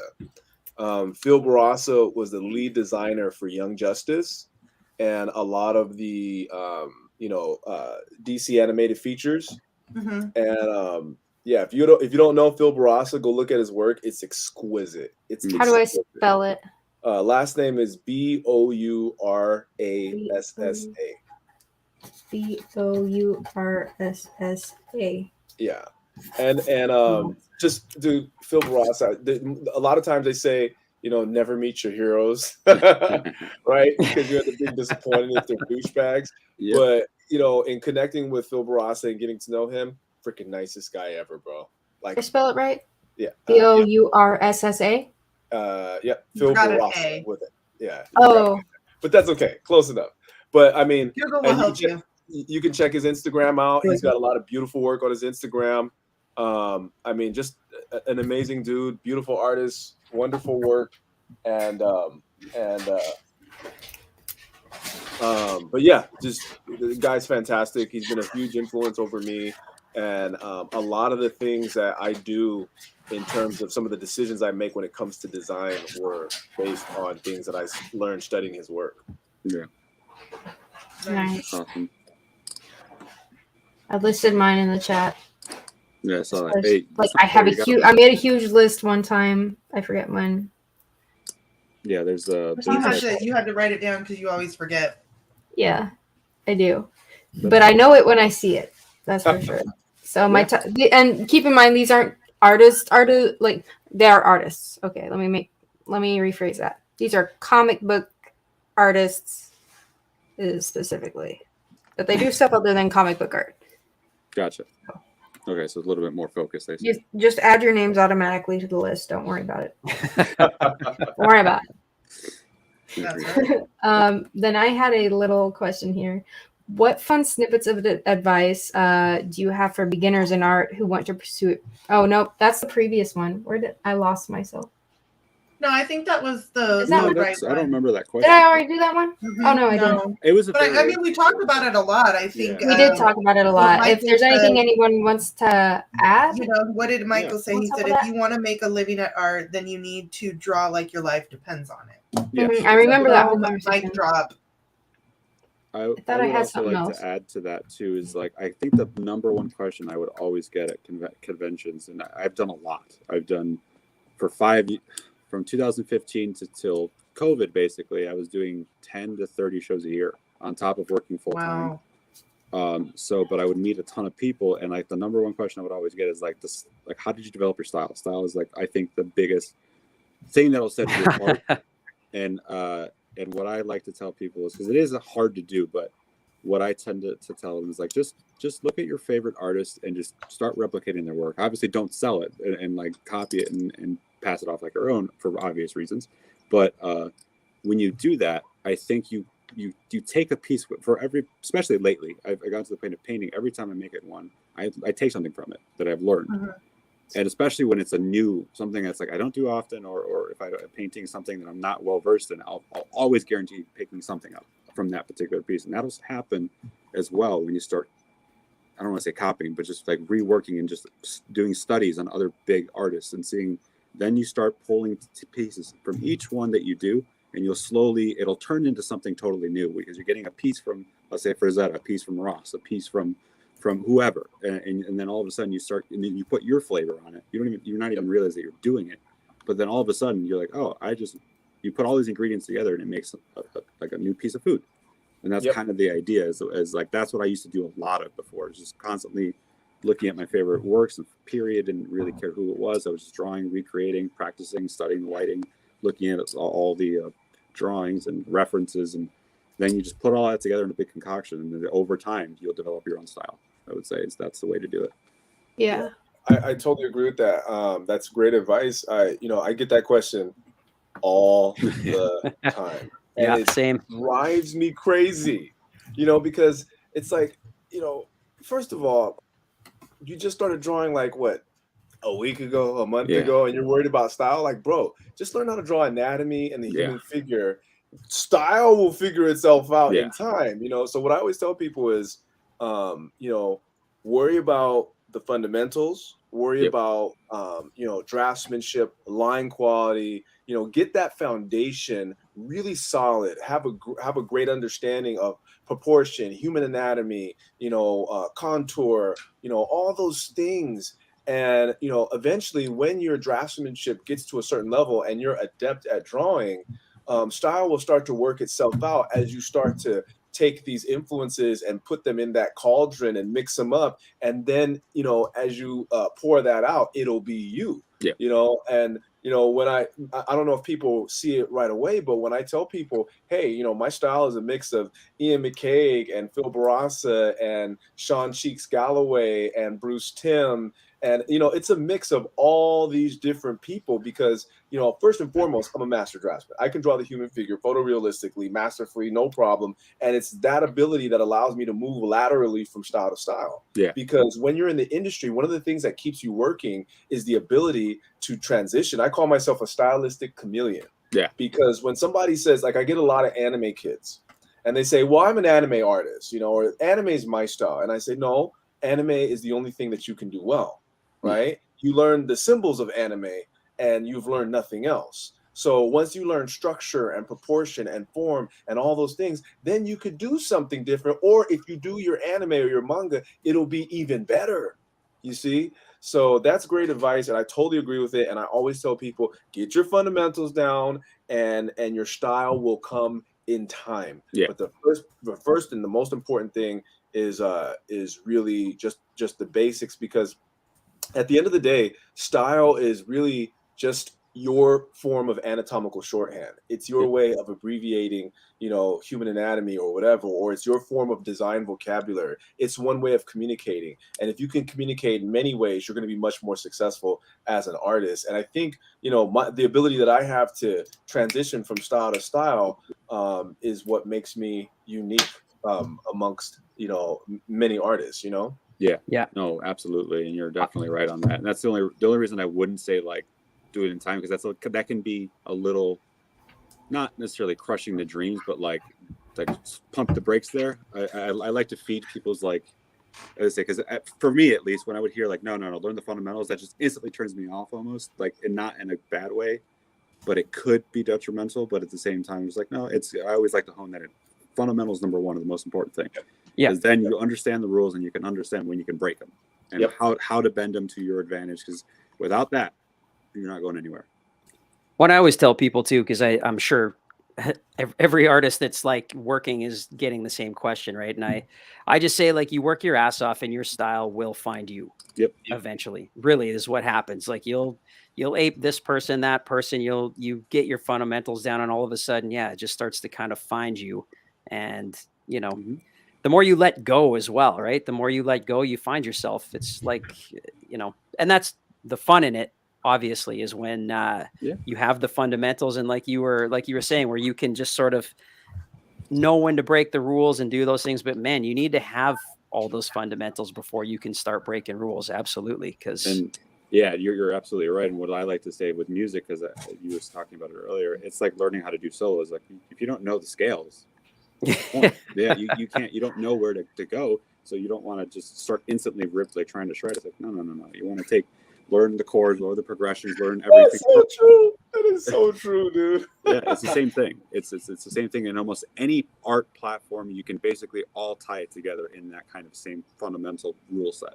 Yeah. Without understanding of basic anatomy, lighting, that's what everyone seems to like completely forget about. Not so much forget, but don't even realize it. It's like, no, there's so much work that goes into this, to the studying of how physics works, and physics, biology, literally everything. Like, that's why drawing to me is the most prestigious, in my opinion, prestigious skill, because you're creating like nothing out of something. You have to create everything in your mind first, and then break it down and give birth to it. Versus photography or a lot of other things, you already have a foundation. You can take a bad picture, but you still have a picture at the end of the day, where people can be like, oh, I can see what you try to do. But if you're to get to the point to even draw anything that resembles real life, it takes years to even get to that point, let alone good. That takes a whole other like set. And so that's the severe disadvantage of artists. But it's good because it weeds out the weak, not necessarily, but it's such a difficult thing to accomplish. Only the people that make it are the people deserving of it, basically. Yeah, that's spot on, dude. Perfect sense. Yep. Absolutely. All right. James has a question. He wants to know, this is specifically for Esteban. Are you aware of anybody else who works in oils in comics? Because you're the lot. I mean, I have to agree with him that you were the first I've seen that's painted on a comic. It's not common. There's only a handful that I can think of, and I haven't ventured off into oils yet. I would like to, but it's just very daunting. Like I said, it wasn't up until recently I started touching traditional, period. So acrylics was kind of my way to dip my feet into the pool, and then I started getting more comfortable. It is much more realistic, but it's still in the same family, so I can kind of understand. But it's acrylics, but it's very similar. Just drying time is like 2 weeks versus acrylic is Really? like it depends how much paint you plop on there, but it's a long time because you have to mix the paints yourself with the oils, and like how much oil you put into it will affect the drying time. There's a lot more to it in just the preparation alone. It's different. Yeah. So, but I'm looking into it but as far as painting goes, just in general, I think it's I don't even know if Clayton Crane actually paints, because I know he uses Sharpies, I believe, and like certain paint pens, but I don't know if I don't know if actually he paints. I know, what was his name? Chris Vess did some painted covers a while back. I think he did one on Web of Spider-Man too. Okay. I'm not familiar with him, but I wouldn't put it past if it looks painted, but Chris Vess. Yeah. And do you just mean like, so the question, I'm just curious, is it like just sketch covers in general, or you mean just painting and then painting it 0 or A to Z first and then making the digital file? Is that what the question is, or is it just painting on blank covers? I don't know. I think he's probably just wondering if you just know of anybody, and maybe even more current. You know what I mean? Because I think a lot of people nowadays do tons of sketch covers, right? That's a huge thing, is the sketch covers. So I don't know of anybody currently that does that. Not on sketch. I mean, Carla Cohen might. I think she does a painting, and I've seen it do on a couple covers. So that's another one. Carla Cohen, Riccardo Federici. I don't think he does blank covers, but he paints all of his panels. They look incredible. He's like up there with Alex Ross as far as the details go for paneling, and they're beautiful. Ross. Yeah, Alex Ross is a massive inspiration. He lives like 2 towns over from me. Are you serious? A few times, yeah. Go take him out for a drink for me, man. Well, I was telling him, like, if we hang out by the Whole Foods just long enough, I think we might be able to find him. Right. And find him in Wheaton somewhere. But yeah, it's but he did a signing at a Bolo Museum not that far from here, and he lives in Wheaton, Illinois. It's about a half hour outside the city. Pretty damn close, but that's really cool. And but yeah, Alex Ross paints, obviously. Clayton Crane might, Carla Cohen, and I think that's really... Lisa's saying Perillo does them on Perillo. Yeah, that's the other one. Yeah. This one's super impressive to me personally because it's not a blank. It's the kind of paper, because it's usually more cardstock-y texture on the blanks. This one is the basic, paper that you have on.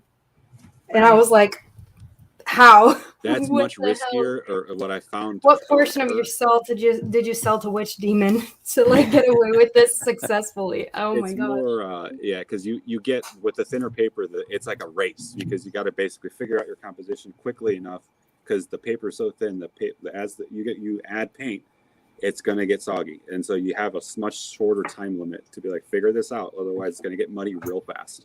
And you always put a backing board between the cover and the rest of the book. I always have to. Yeah. I don't see. I always have to out of fear. Yeah, no, and that works. I mean, never to trust me, at the end of the day, I mean, as long as it's not being graded. But even my grades have been coming back sometimes 9.8. So I'm really surprised, and I don't know if that's a thing of CGC or CBCS. I think they do have a little leeway when you're drawing actually on the thing. As opposed to if it's just straight up printed, then they're like, nope, right. There's no leeway. But if you're actually doing art on it, they allow certain things, I believe. Right. That's the thing. I guess if you did a book with some spine ticks, you could just paint over them, right? Yeah, you can. I've gotten that. Can you draw something out here that so it kind of waves the gradient, like this ding on here is I could if you want. And nice. Okay. Yeah. And so go into a con and be like, hey, can you remark right over this little imperfection I have? It works, honestly. It works because they don't look at it, see if it's covering anything. They just automatically see it as a remark. But if you extend that through the whole book, I mean, technically, it would be a high grade. So I like it. I dig it.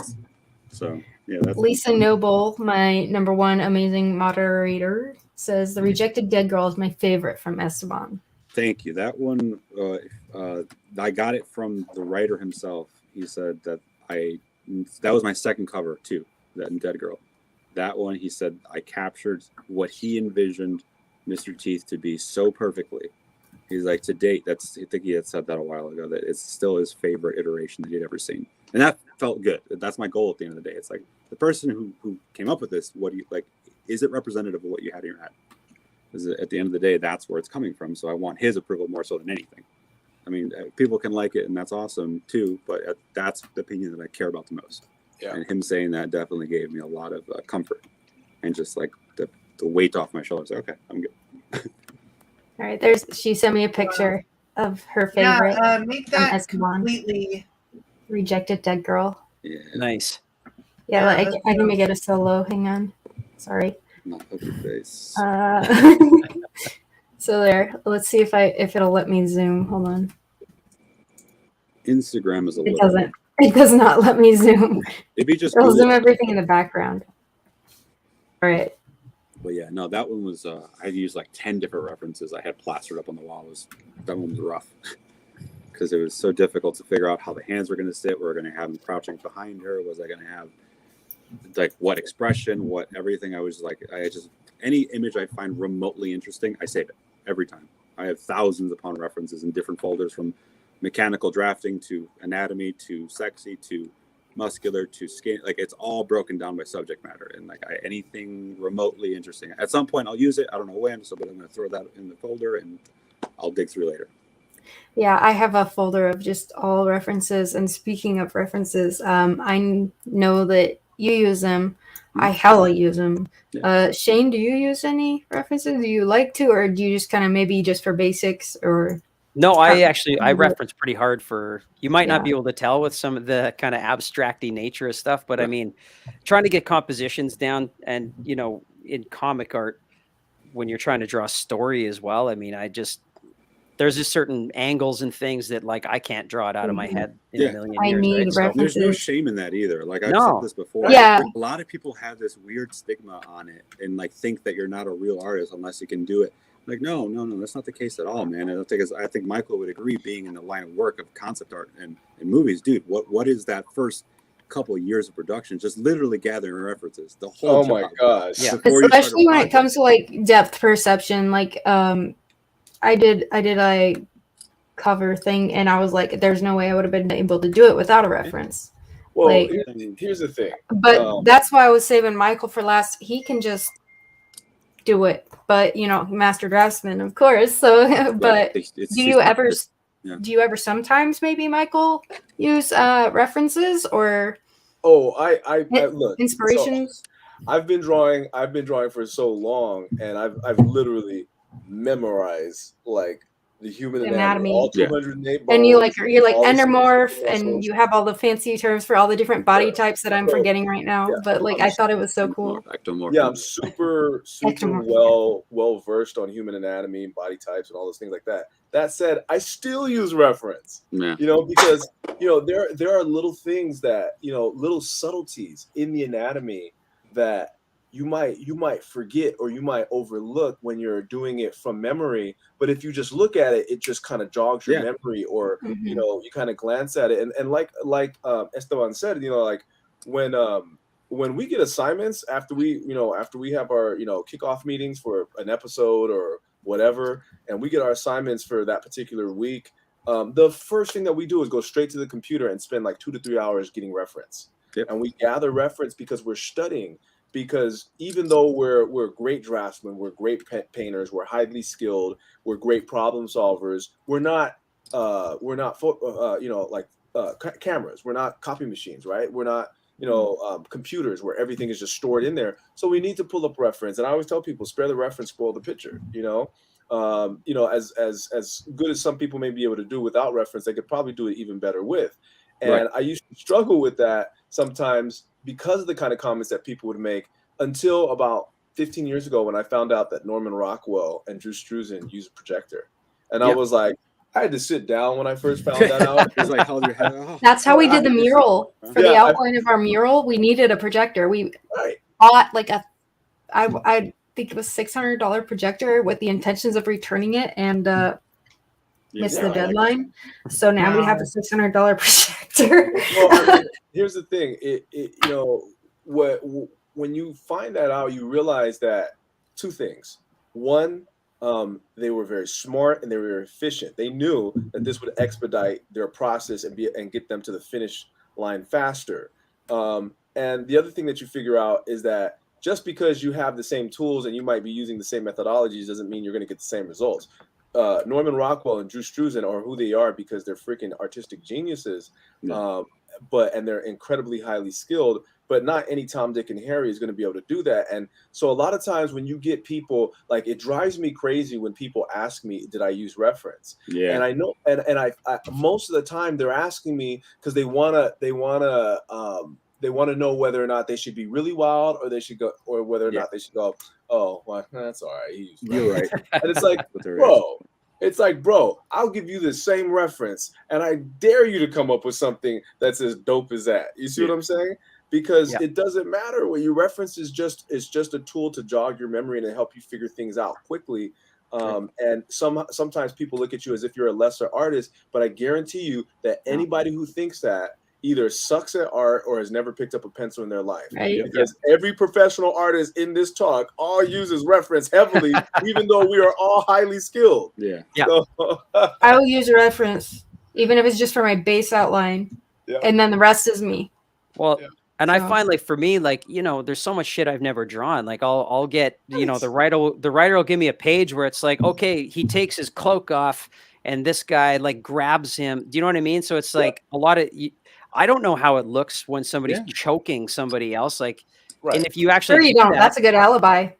Well, yeah, true. I don't. But the truth is, it's like there's so much acting that goes on in art as well. Like for drawing script, if somebody's scared or if they're angry or if they're confused, like I have my camera, my phone is full of pictures of me doing stupid shit, laughing, snarling, whatever, right? Like, because if you're drawing, also, you're going to have to draw, like in comics, there's a lot of talking heads. So if you only draw one face out of your memory, that's going to be a really bland book, right? So even if it's just a talking head scene, you got to be able to get those characters to act. And, you know, references, like, it's invaluable for that, because it's like if one person's really smug and the other person's really serious, I mean, there's so much stuff that goes into it that you're just like you're not drawing that shit out of your head, you know? Slight nuances, man. That's what. Well, you have to bring life to 100%. the characters and you know that facial energy and expressions that that you're not emotion. accustomed to. That Yeah. that was my reference that I put onto this blank cover I'm working on. Like, you gotta sometimes, and like, there's nothing wrong with it. It like this was the reference I used was there was like a bust, you call it a clay bust, like a sculpture thing, and I just like Lionel Richie did outline. I did the most contrasting things that I saw in the bust, which is a sculpture, and I made it from 3D to 2D, and then I used that little sketch as my reference onto there. That's exactly basically what we do. Nothing wrong with using reference. I'll be like, I can make that work. I get it about once a stream too. It's like, it's just, I didn't realize that it was that common to think that. And I think there's this thing where they want to know you're like a fucking wizard or something. That like you can just sit there and just create. Where it's like, but then they're like, oh, I get it. He uses reference. Like, he's not that, like, I could do that. Oh, and then they're like, whatever. That's exactly what it is, bro. Oh, you just erased this whole thing. That's plagiarism. You guys You're are going in wizards? jail. Yeah. You're in art jail now. Sorry. No, and it's crazy because you're absolutely right. They're fishing and trying to figure out if you're a lesser artist, and that's exactly what they're doing. And they don't even necessarily have to. It doesn't have to come from a bad place. It's just kind of like this weird thing of, like, when you see artists perform on stage or somewhere, if they don't have a reference, I'm willing to bet they've drawn that particular pose or thing hundreds and hundreds of times, and that's the reason they can do that specific thing and pull it out of memory. But if you tell that person to do something else, used to do as a they'll kid. be like, I would draw the same thing over and over and over and over until I had it down. Have you ever heard of this guy called the Jesus Painter? No. Jesus Painter? No. Okay, so what this guy does is, this guy's a total con artist. He charges these, you know, schools or church or wherever he goes to put on this performance, like some ridiculous amount, like $25,000-$30,000.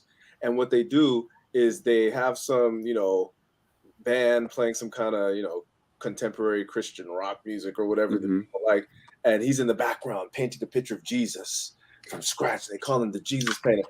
That fool has painted that same picture like Exactly. 100 times, Yeah. and he's just rolling in there making $30,000 because you're stupid enough to believe that he just came out like just the Lord blessed him, and he just And came up it's with it's that. Oh, wow. It's that exact thing that like gives this thing of like, oh, if that guy's and the other people I see using reference, so he must be better because he can do it. It's like, no, you're not seeing him repeat the same exact thing as 100 times. Hey, did you guys also know this? Bob Ross, every painting that he did on TV, he did twice. That makes sense. Oh, I would believe it 100%. He did one ahead of time, and then he had it sitting off to the side, off camera, and he was looking at it while he was painting on camera. So everybody that thought Bob Ross was making magic, that fool was using reference. Yeah. Well, it's still magic, though. That's the thing. Yeah, it's still magic. Yeah. Let's see you do it. I'll give you many a reference. I I can give anyone a reference. I'll be like, let's see you do it. Like if you're not an artist or something, like why are you hating on me? You know, like did you just show up to work one day, like a brand new job on day one, and already knew everything and got a promotion? No, you still have to learn the stats. Well, and you know, it's such a good conversation to have because it's still such a big thing. Like I know somebody said this really stuck with me. Somebody was like, it's one thing parents say to like almost all their kids when their kids are artistic is like, oh, and he drew it or she drew it all out of her head. Like they're that good. It's like that's so fucking damaging. And I mean, my parents, I'll tell you, firsthand experience. It's damaging AF. Well, and my parents did it, but I realized like they don't know and they're so impressed, right? But as a kid, like everybody will say that to you, like, oh, so did you just draw that out of your head? Wow, and then it sticks with you. Like the way your brain as a child interprets it is like, this is the standard, this is the expectation. If I ever do anything less, oh no. Yeah, I'm not gonna be up to that standard that other people see me at anymore. Yeah. Right. And it's like it's innocently done because people do it because they're impressed. It's just ignorance. That's all it is. Yeah, it's a compliment. It's not intended, but it gets interpreted that way as a child. I mean, I've learned the value of tracing. Like you were talking about Rockwell. That's like people have done that shit forever. Light boxing stuff, Xeroxing shit. Like there's a difference between stealing and tracing. I forget. I forget what artist it is. It's like gonna totally escape me now. But it was like, what is it like? Good artist reference, great artist steal, or great artist trace. Good artist borrow. Good artist borrow. Great artist steal. Yeah, that's right. But it's this thing about like even tracing in comic books. Like if you're under a monthly deadline, it's like you could draw. Well, honestly, I could sit there and draw a car. I could use reference and draw that fucking thing. It would look like I traced it. I can do that. Or I could take 2 minutes, trace it, and move on to the part of the composition that matters. You know, like what I do, like I'll trace the basic structure, and then take that off and do your own style on top of it. And then it won't look anything like the original. We're just using it for structure.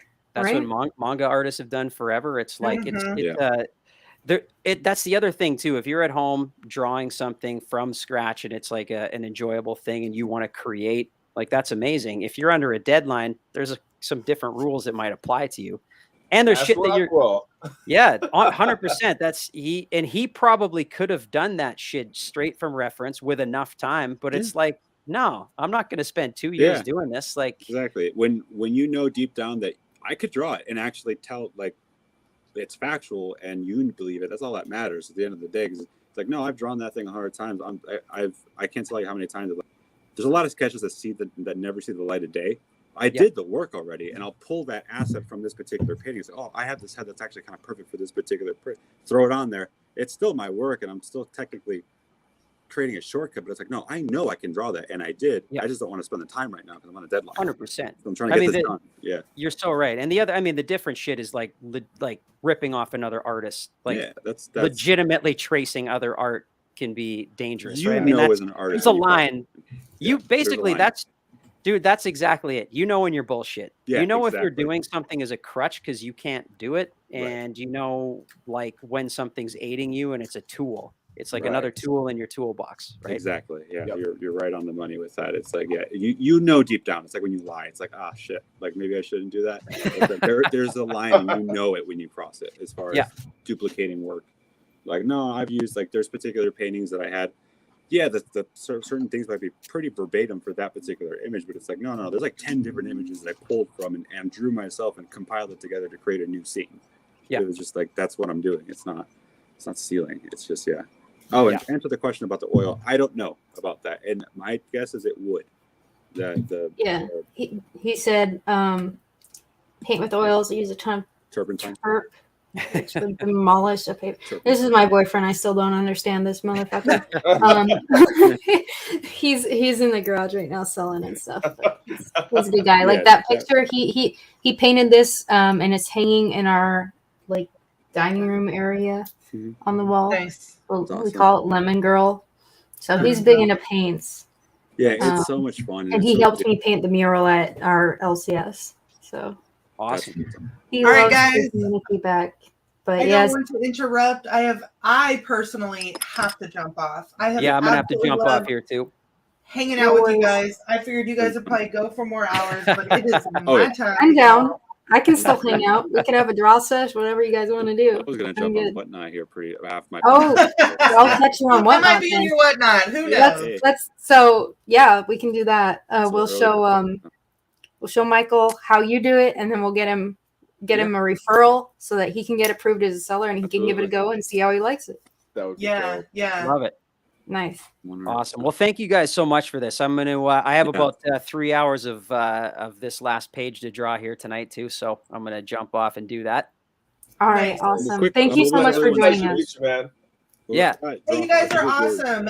Everybody in the chat, make sure that you go to the description. Everybody's Instagram or all their social medias are in the chat right now, whether it's mine and Max or these 3 beautiful men hanging out with us tonight. So you got to sub them up on Instagram, TikTok, Whatnot, YouTube.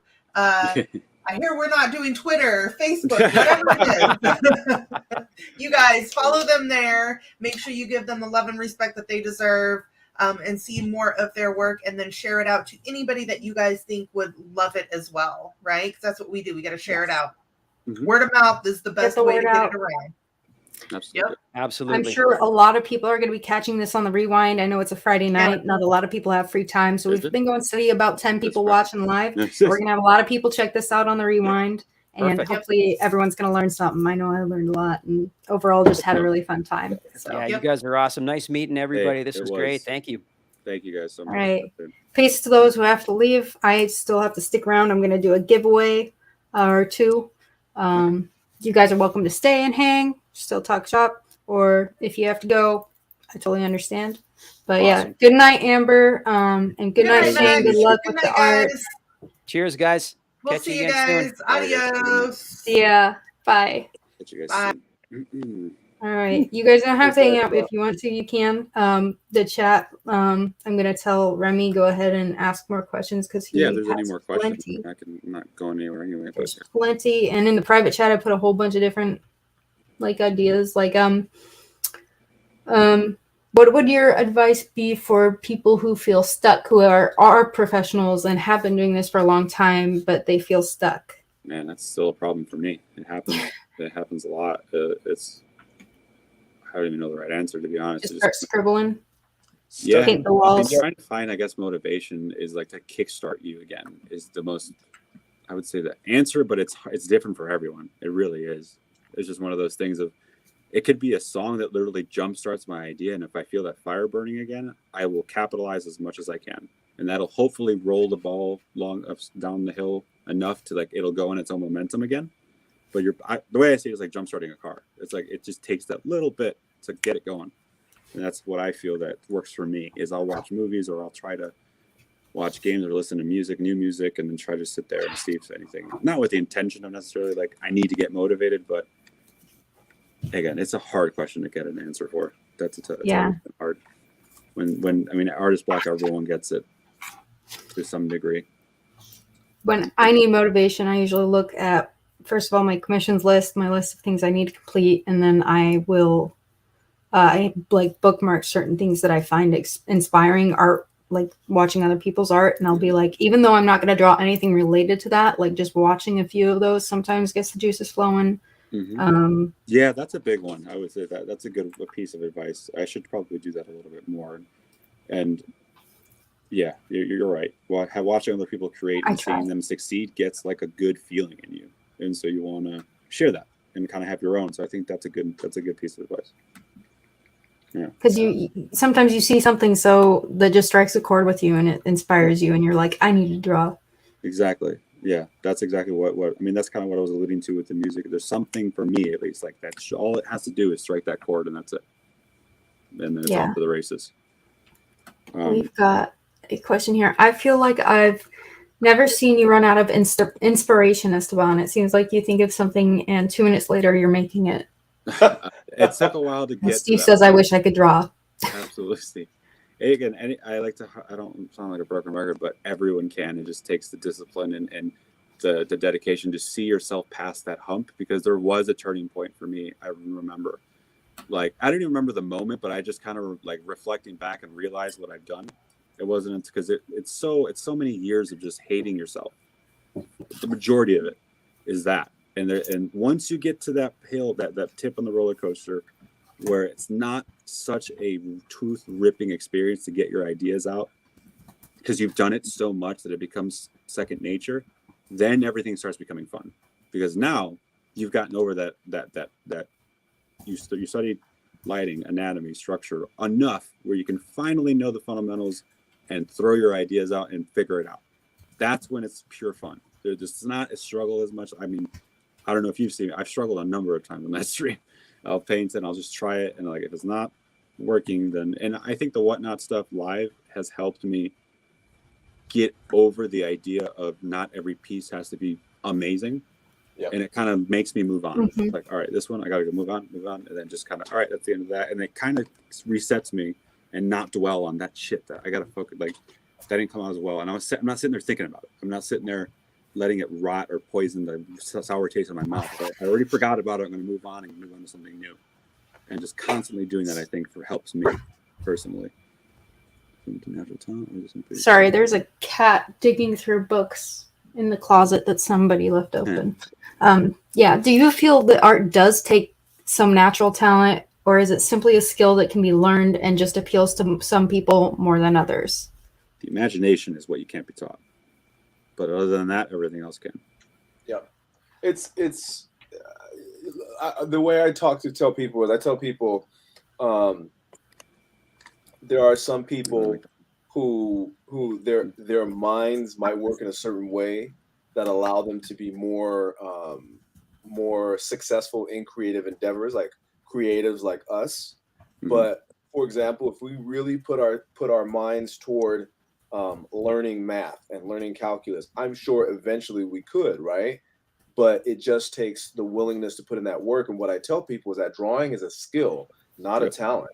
Somebody may have a natural aptitude towards art, but if they don't develop that skill, they're not going to be professional artists, because it's 10% talent and 90% sweat. So you have to understand that. And I've seen some people that were so bad at art, and at drawing, that you almost want to convince them to do something else, but I never do that. I have a personal policy never to dissuade somebody if they're willing to work hard, and both of those people are working professionally now. So it's definitely... I've seen people, friends of mine, who start out and they were just like, it was enough to make you cringe, and then like give them a year or two and they're still on it, they're still hitting it hard, they're not giving up, and I'm just like, wow, I am so glad that you're still at it.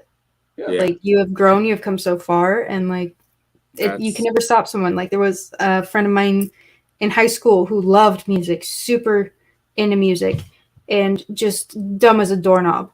Love him, but he's absolutely dumb. But he kept at it, and he learned guitar, and he became better at guitar than I was. And I never once like put him down for it. Like, I'd try and teach him stuff, and I'd hassle him about it, like haze him a little bit. But like at the end of the day, I'd still answer any question he had. And he surpassed me, I was like, good. What's funny about that is you almost not necessarily, I don't want to say fear, but you almost need to worry about it in a sense of like, that guy, I think, has more potential to be successful than the majority of people. Because when you got one skill, you're gonna, exactly what Michael brought up, draw it like your life depends on it. That's how he's playing. I pretty much guarantee it. And He's like, and when you have more options on the table, the likelihood of you becoming professional in said field goes down, because as a person, you will take the path of least resistance most of the time. That's just human nature, I think. And so you get this, like, if you have 8 other options, you're not going to put as much effort and blood, sweat, and tears as the person who has one option.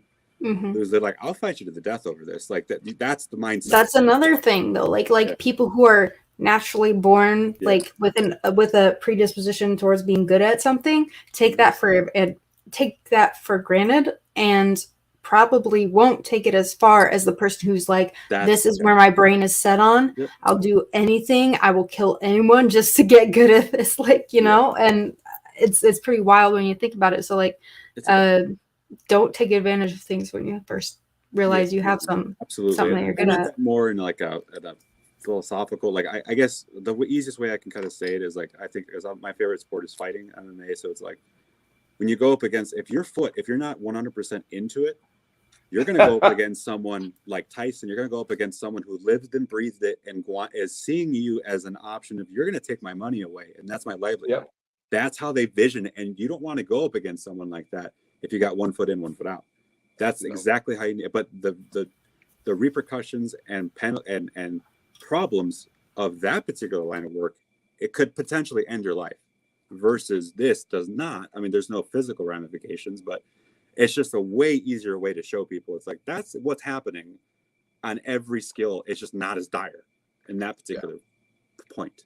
But it's the same exact comparison to anything else. Like when a person, and you got to strike that balance, because one of the best fighters of all time, he was a reckless person, but that's part of him. He didn't take his training. His training, it just came natural.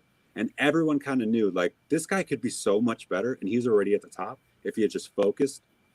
But applied at himself, the same time, wouldn't. Because if he had that other type of personality, would he have that recklessness and what aids him in certain fights to be spontaneous? I don't know. That's the whole question, is which one's better to have, the natural talent or the hard work ethic?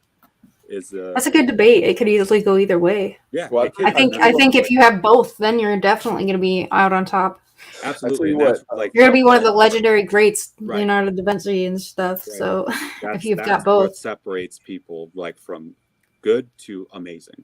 That's where that kind of border lies. Someone with natural talent who's good at working with people, is not an asshole, and then no matter what you've got, take it and run with it. Whether you're up here or down here, whatever you have, if you find that desire, take it and run with it. That's what I would say. Absolutely. Especially now. I'm not a professional. That's just my take on it. 10 years ago, 20 years ago, like if I would have thought that I was starting a business to draw, I would have said you're lying. There's no way. I was terrible in school. I didn't pay attention. I was ADHD. I got DEC average.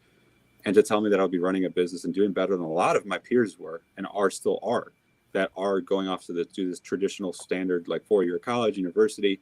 They followed the rules, and I was the goof off kid who would be sit there drawing and get in trouble for drawing constantly. It would be sent to the dean's office because I wasn't paying attention. It's like that. I didn't know you had ADHD. That's good to know. I also had that gives me hope. I have hardcore ADHD. And yeah, the hyper part is good when you're in the zone. Yes, but I find it's also has two sides to that coin, because sometimes I'll be like, oh, I'm gonna draw today. Distraction. You get distracted squirrel. Yeah, that's me 100%. Whatnot, scheduling any kind of live show where I'm going to be drawing really helps, because it keeps my accountability there. But that's good, and that's one thing I got to do better with scheduling stuff. As you see, I do spontaneous. Let's go. Yeah, or just a pop-up show. Yep. It's always great. I'm going to interrupt the discussion really quick just to do this giveaway. I had asked people to share the promo video, and I said, if you do, I'm going to do a giveaway and you're in on that wheel. And then after the giveaway, I would like to hear from Michael about his program that he's doing with his university. I believe it is called... Where do you teach, by the way, Michael? I teach at the Academy of Art in San Francisco. What'd you say? At the Academy of Art University in San Francisco. That's where I wanted to go. Jim, we were talking when we were in school. That's the topic I wanted to transfer to after I was really considering getting my master's in visual development. Nice. And I still have the little book that I got when I went to an open house over here in downtown Chicago. I still have it. And I was going to bring it actually too. I saw it yesterday. So it's like the visual development master's degree is like what I was kind of eyeing. and I really wanted to go to that exact school. So it's pretty funny. Nice. That's cool. Nice. All right, Yes. go ahead. I'm going to do the giveaway, and then we're going to talk about the, I believe it's called Grind Before Glory program that Yes. Michael I wanted to has be got concept working on. artist so fucking badly. Hey, it's never too late, brother. Oh yeah, no, and I'm never gonna turn down that. If that ever happened, yeah, that'd be fun. So I'm going to spin this wheel. As you can see, we've got 13 names on here. Thanks to all 13 of you who helped spread the word about this show. Awesome. We're going to click it. Pew! We got the wheel spinning.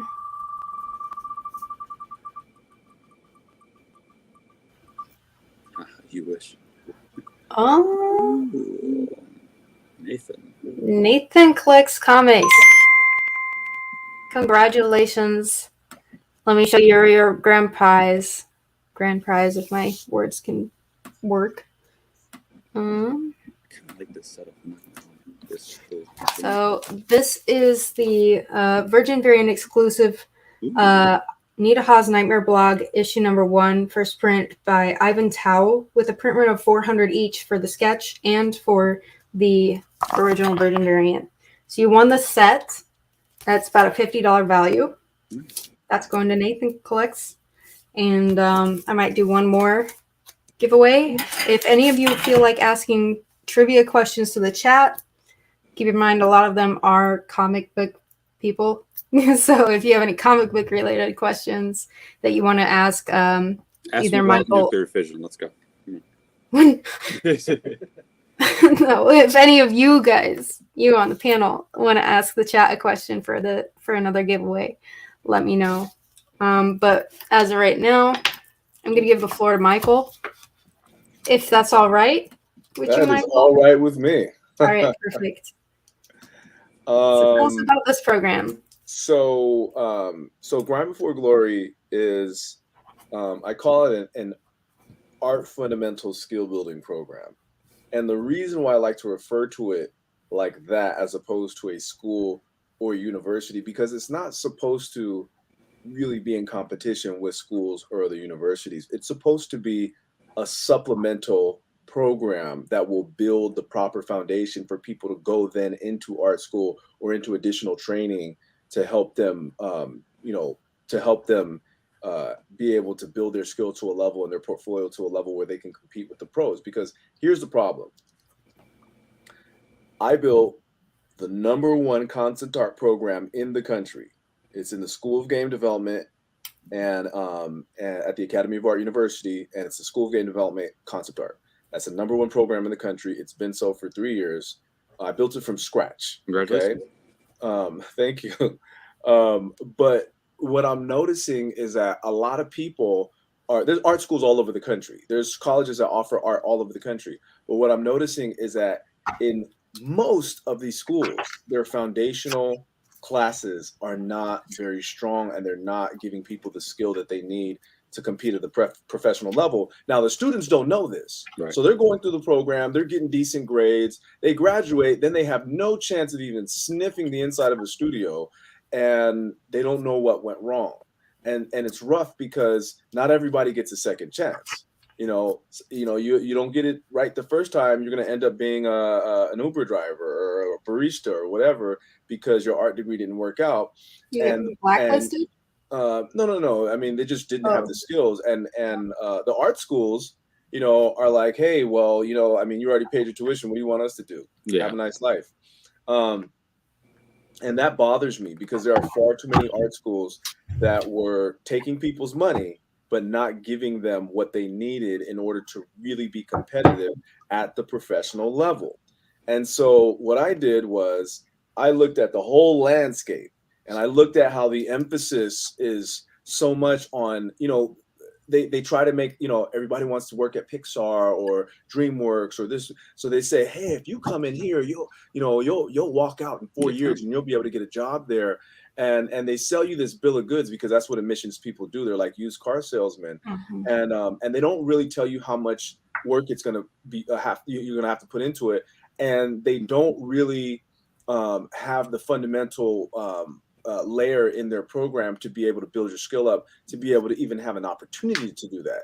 And it's really a shame. So what I did was I created a program that addresses all the fundamentals that you would need in order to go on to the next level. So if you felt like you wanted to then continue on to a 4-year school, you're going to be good to go. You're going to hit the ground running. You'll probably be able to waive most of your fundamentals in that 4-year university. If you decided that, hey, I want to do my GE at a community college for a fraction of the cost and then go and finish my degree at the other school, you'll be able to do that and still hit the ground running if you do my program. Some people say, hey, the traditional school route isn't for me. I don't care about a degree. I just want to go and train at these online programs like CGMA or Brainstorm or, Concept Design Academy or Schoolism. And the problem with those programs is they're fantastic when it comes to higher level courses, but their fundamentals sometimes are not the greatest for people who are at that beginner level, right? I'm talking, you just started drawing, you can barely, draw, proportions or, draw the human figure. They're not always great for those type of people. They're great for people who have a little bit of skill already. Yeah. And so, can I interject with one question? Mhm. So this is an online available course, so anyone in America could take it, right? It's going to be a live virtual Perfect. virtual situation. So one thing that I don't like about online schooling is the asynchronous nature of it. So, you leave a question and it could be 24 hours, it could be 48 hours before you get a response from who is supposed to be your teacher. You don't even know if you're talking to the actual person, right? There's no real-time interaction. And there's a lot of disconnect that happens in that type of environment. It works for some people. It doesn't work for everybody. But what I found is that because of sort of this whole pandemic, that people have gotten so acclimated to Zoom that now the idea of doing virtual interviews like we're doing right now or doing virtual classes is totally okay with people. And so I've been teaching for almost 2 years virtually. Right. So I've gotten acclimated to it. I know how to make it work as an instructor. Like I've become pretty masterful at teaching virtually.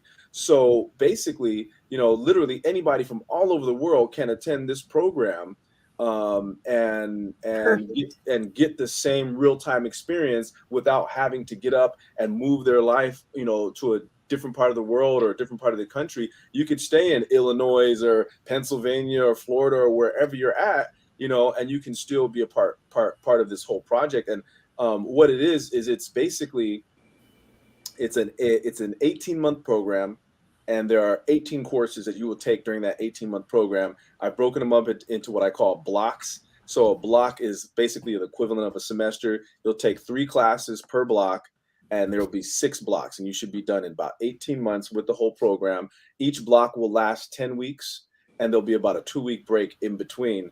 And it's basically what I want serious people who want to be professionals, who are dead focused and committed to this. And we're actually like interviewing people. Like when people apply, we set up an interview and we talk to them and see how serious are you, because we have limited availability. We have limited spots. We can't teach everybody, at least not now.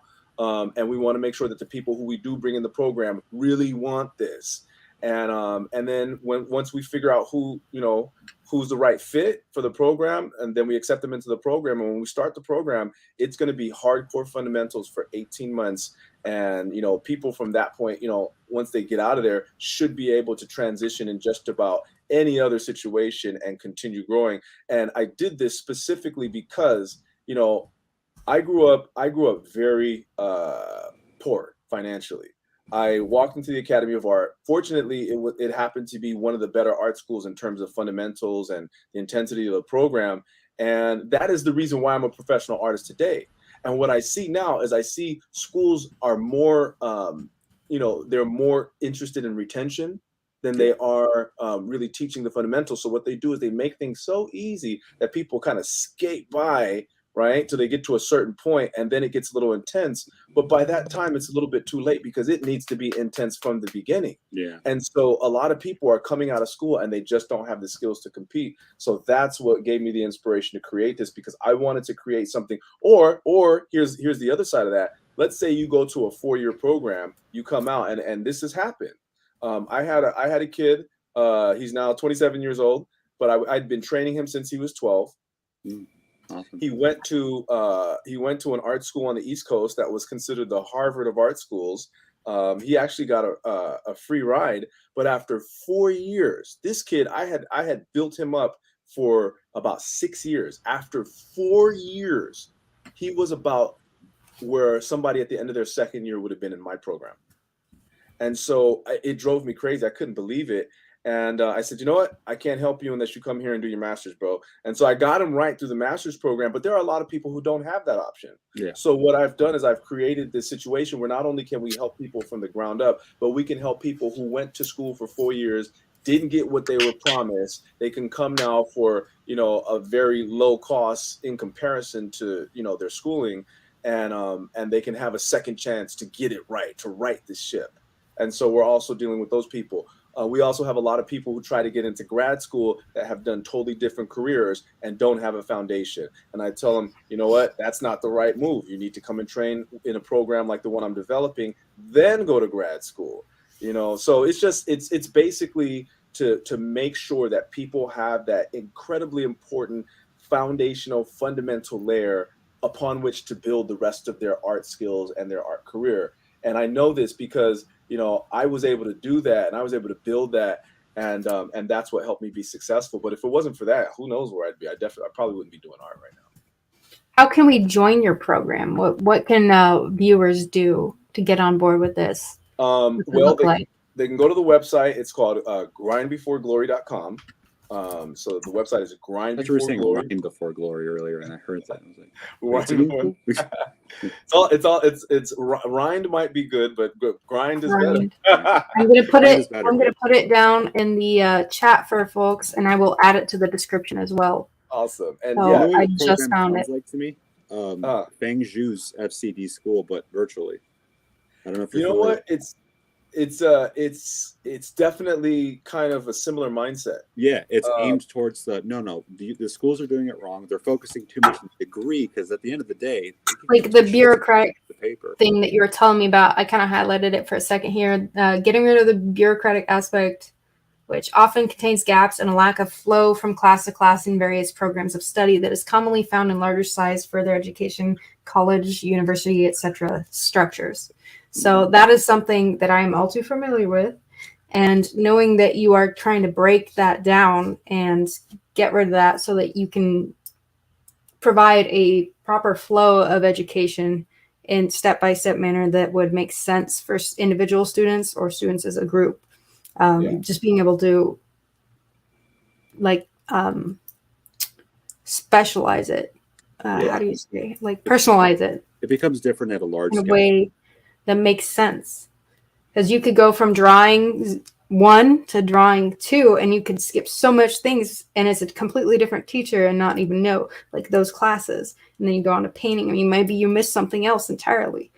People, especially in administration, aren't looking at that. And I like the way that you were explaining that you're going to make sure it's all covered, all the bases, so that people aren't wait, what? And trying to skip around in their education path. So yeah, well, that makes sense. And that's exactly, you're honing in on a specific goal, and that's more important. And what you're paying for isn't the piece of paper; it's the skill you're learning. And I think that's a big problem, because most educational, the paper is the win on most. I would say. I never gave a fuck about that piece of paper. I'll tell you that. That's good. I just think because the way I see it, when you're trying to finish a race, I'm not even retaining the last mile. I'm just sprinting. I don't give a shit. I'll get the work done, but I'm not retaining anything. Because when you look at the end goal as that's the finish line, you get into a mode of I just want to finish, and you're not really absorbing everything. You're not taking it no. What the fruitful advantages is the content, not the finish line. It's everything else. Then that's where I think people really need to shift their focus, and particularly art. It's not the piece of paper, because they don't care. No, the proof is in the pudding when it comes to art, especially. It's the work. I tell people all the time. I have worked in many places. I have worked on many projects. I have never been asked in a job interview what was my GPA when I was in school. I've never been asked what was my degree. Oftentimes, I'm never even asked what school I went to. It's like I Yeah. start in like a couple days. Hey, where did you go to school at? You know, it's like a random question after the fact. But the only thing that they really care about is the quality of my work and Portfolio. whether or not I'm a jerk. That's Yeah. really what they're trying to figure out. You see what I'm If you've saying? got people skills and you have the Yeah. drive, you can accomplish anything you want, basically. Absolutely. And that's why I shifted the focus on what matters. Ultimately, you're an apprentice in a craft and you're trying to build skill. You're not necessarily trying to just get a piece of paper, Exactly. because that ultimately doesn't mean anything. Nobody cares. You're not going to show up at Pixar and say, look, and they're going to go, oh my goodness, roll out the red carpet and pull up a desk and a Cintiq for little Joey. He just I spent like that. $150,000. You That's see the what I'm perfect. saying? Yeah. You got to make so- those connections too. Like, it's not always what you know, it's who you know, but I would argue it's both. Like, who you know, the connections you make are just as important as the amount of time that you put into your own skill. The biggest thing for me was empathy that I have had for artists who have gotten out of school and not been able to get jobs. Yeah. It's crushing to me, because I hate to see that, because I know what it's like to have a dream and not be able to fulfill that because some diploma mill that's posing as a university or a school took your money but didn't give you the education and the skill that they had promised you when you first signed on for the program. And I hate that, and it drives me crazy. And there are far too many. I would say the majority of art schools, are like that, and it's not right. It's criminal. And there are a handful. Look, the reason why I'm teaching at the academy is because the academy is different. Like, we put out, like in my program, we put out professionals regularly. We have a very high placement rate. But that's because I developed the program.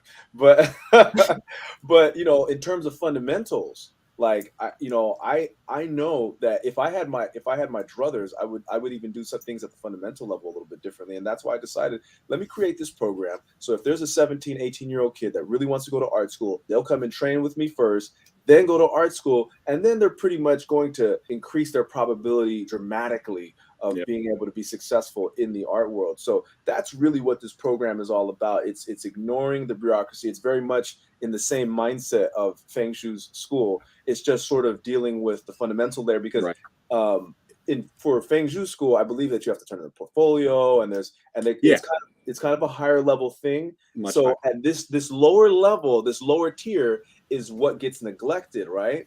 And so what happens is a lot of times people will stumble into open enrollment schools that don't need a portfolio, but are not necessarily, now the academy is an open enrollment school, but like I said, we have a really strong program, but there are too many that don't.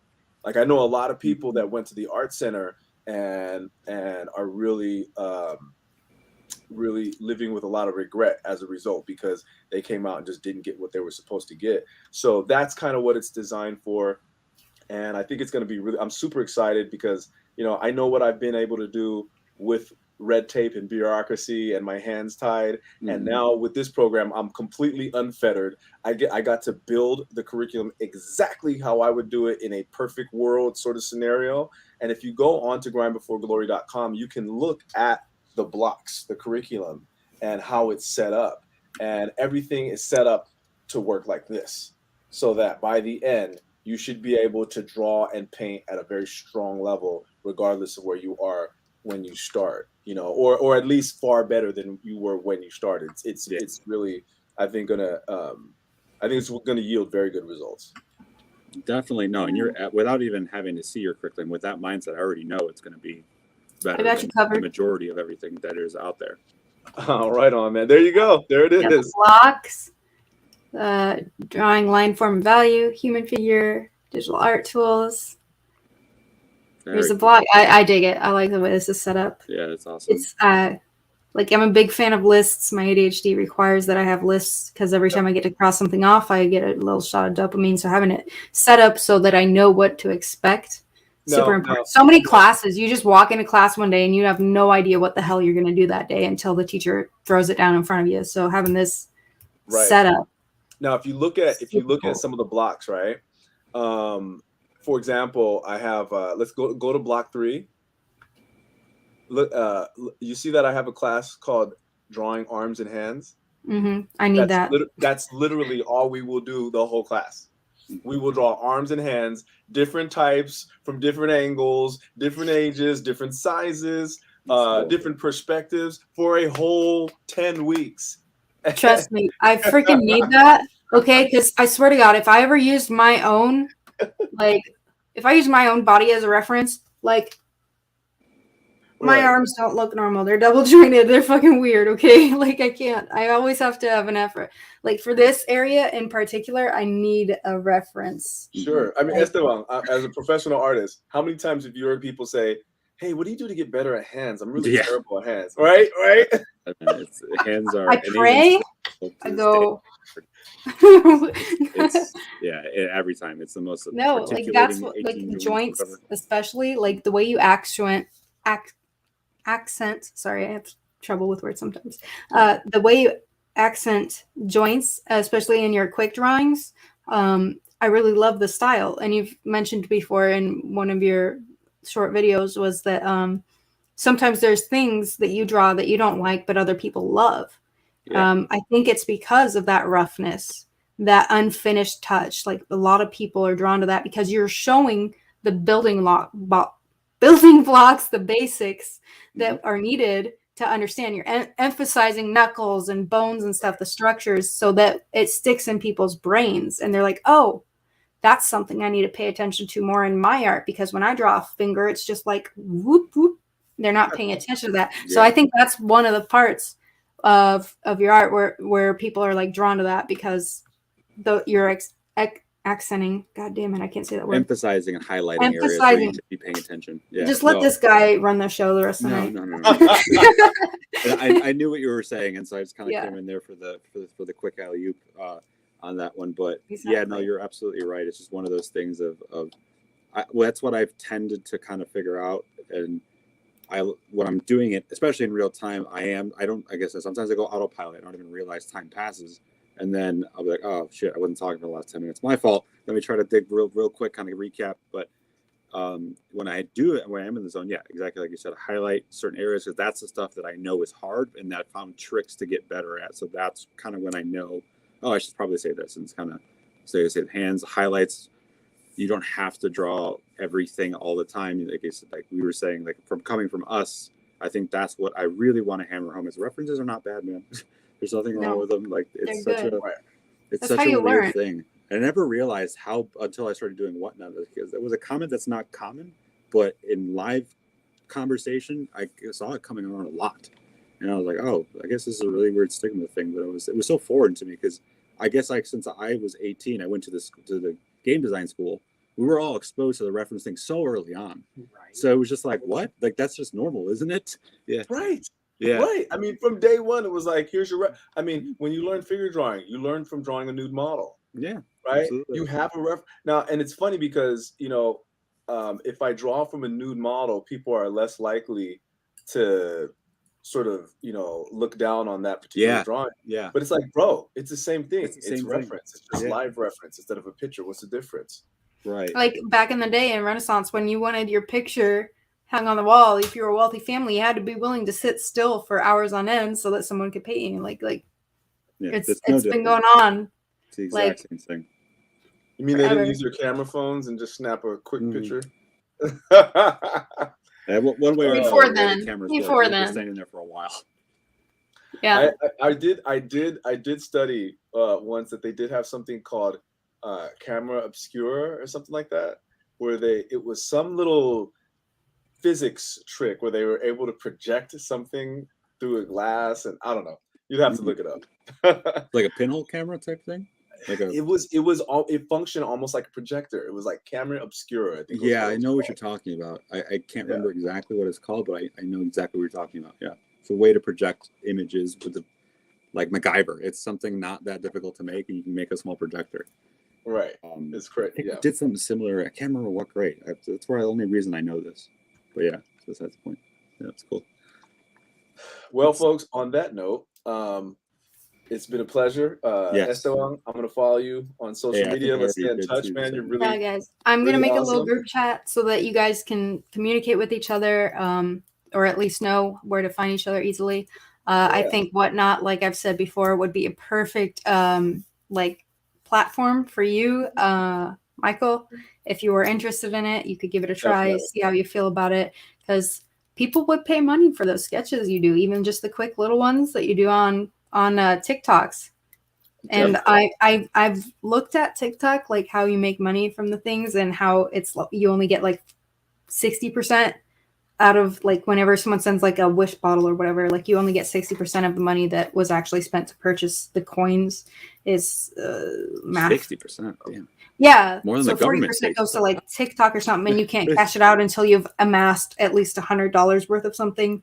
And I'm like, that's kind of ridiculous. That is. So Like I said, Whatnot fees are not nearly as bad. 8%. And this is the guy who can totally show you the ropes. Or if you just watch his live, I guess he's going live tonight at some point. Yeah. Maybe. Okay. Check I'm it all out. over, This is man. what he's all about. You're super fast at doing sketches. People would love it. I would be more than happy to send you like a handful. I'll send you a box of blanks to get you started, like, because comics are something that people love. Yeah. And you can you can draw anything. So you don't have to draw Spider-Man on a Spider-Man cover. People just will throw out a request and you can draw it. And I've been making joke covers for a long time. So, but that people love that I'm not necessarily sticking to. Yeah, What's the but book? it still ties. Is The Shining is on this book? Is this book about The Shining? It's not Right. about, but it's No, Stephen it's King's book. but I bought it because I was like, Yeah. that's freaking amazing. So Yeah.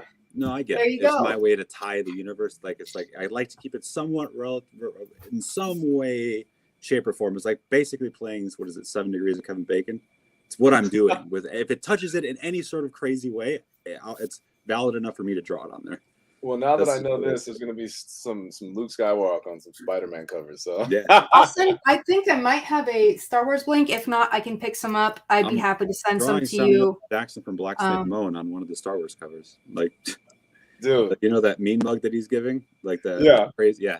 I'm paid. Someone wanted it, and I floated the idea. And they're like, "That is amazing. I want it."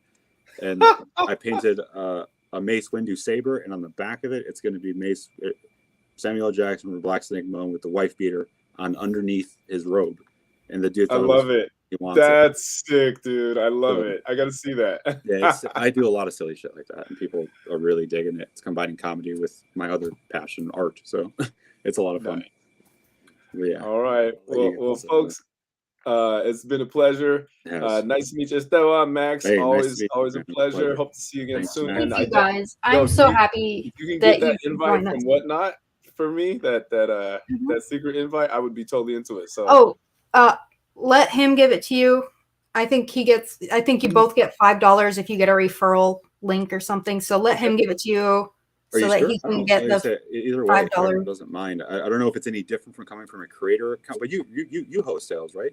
On there? Yeah, I do. Oh, Oh, yeah, every Thursday. All right. for sure. Okay, so then it's the same thing. Just either way, doesn't really matter. Yeah. We're both All creators right. at the same level. I'll drop my link in a group chat that I'm gonna make, Okay. and yeah, we'll definitely see you guys. So thanks everyone who showed up. I'm sure plenty of people will check this out on the rewind. If not, I might cry. But For sure. all right, you guys are amazing. Thanks so Thank much. you. Good night, Take everybody. care. Good night. Good night. All right.